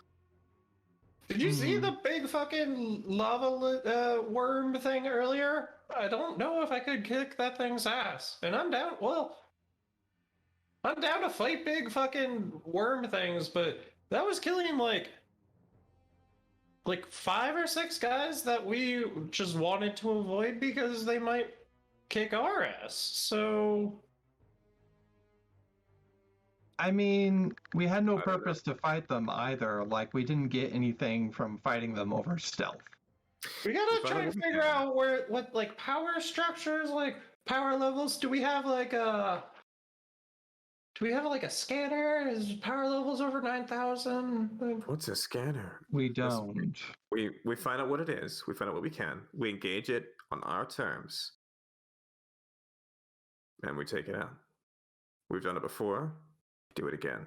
This is what we do now, isn't it? I mean, Shada might be able to do something similar to a scanner, but like, that's fairly limited from what I recall. How many fighter levels does it have, Shadow? And as the party continues to deliberate what their options as they prepare to negotiate for this contract, what happens next is a story for another time. Episode 100! Story for session 100. Session 100. Thanks so much, everyone, for tuning in tonight. Don't forget to hit that follow button if you have not already. I would like to thank all of our role players for coming in tonight. Starting off with our gnome barbarian, Flint Timbers, aka Tyler. Yo, what up? It's been super fun. We should talk offline about what we want to do with these contracts so we don't waste an hour just discussing. Totally in the VIP chat room. Yeah. Yeah. But also, just a friendly reminder, you got like 3 weeks left. If you want to order HelloFresh, get your 16 free meals. That's like half your meals for a week for a family of 4. Or if you're a single person household like me, that's like 2.5 weeks of meals for free. Check out HelloFresh, POGSE2047. And with that, I'm going to kick it over to Shada Copperstone, Tabaxi Fighter, and Paladin, formerly Warlock. Yeah, it was a great session. I did enjoy actually getting rid of a little bit of exhaustion. You know, having my full movement speed back is great. Wow, a lot of negotiation is happening now. It's pretty great. But big thing, we finally made that scythe, which is great. Ooh, curious what it's gonna do. Yeah, I thought that scythe. I thought that was gonna take longer than the 15 minutes. 3 days. Took 3 days, and you guys don't know it. The single long rest. I mean, it was a very long rest for you all, but yeah, it was great, and we'll pass it over to the Reaper himself. Before we do that, I just want to note that after watching the Hobbit trilogy, I learned that it's best not to stretch things out beyond when it's reasonable to do so. Take it away, That's Jack. Oh my god, on that note, thanks everyone. And I'll yield. It's nice to have a patron weapon packed up. I'm curious what it will do. It's always lovely to share space with everyone here. I continue to be impressed with this group, and I'm happy to stay engaged. Yeah, it's always a pleasure. Thank you very much, Sal, for putting it all together as you do every week. And with that, I'm going to kick it over to Zark Nisela.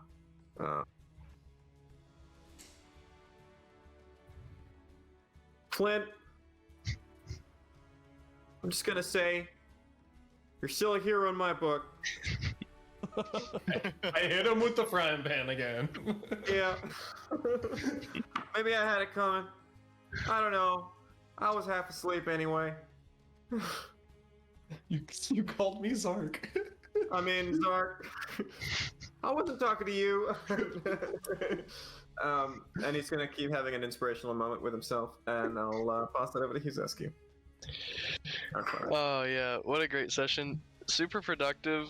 We did like a whole bunch of really neat like little side content on our way to like our big main objective, which we are coming to a conclusion of finally. We are on the cusp of getting Ember out of there. We're coming to the end terms of it. Our final end goal to get him so we can go and tackle For our other end goal. For our many end goals are being we're very sidetracked right now, but we'll get there, and it's all gonna be happening What next even session is next week. Ember? I guess we'll know soon. On session 100, it's gonna be a good one. It's gonna be a real important one, I think. So be there. And with that being said, I'm gonna pass it over to our wonderful wild magic man himself, Sam Thornton. Magic Man. Wild man. Yeah. So, great session. Great session. Unexpected power nap, like right in the middle of it. But you know what? Sometimes you just need to sleep for 3 days straight. I mean, Really true. depression naps are a thing, man. For real, for real. It was a great session. I'm glad that we got to get like this weird business meeting we have going on at the end of it. It's all really good. And thanks. I will pass that over to Salkos. Thank you so much, Sam, and thank you for everyone for tuning in tonight. It's always great to just play Dungeons and Dragons and chill. If you want to be part of our community, you can. We engage with our community a lot throughout the week. There's things like community game nights and other events like Sea of Thieves, Phasmophobia, etc. Be sure to D&D come join one-shots. our Discord. D&D We've got one-shots. one-shots too. Yeah, open to everyone. Open Really, to anyone in come our play with community. us. So please come join our Discord using an exclamation point Discord in our chat for a direct link. Until next time, thank you so much for watching. I can't wait to be part of session 100. Until then, everybody, bye. Bye now. Bye. Bye. God damn it, Bye. Flynn.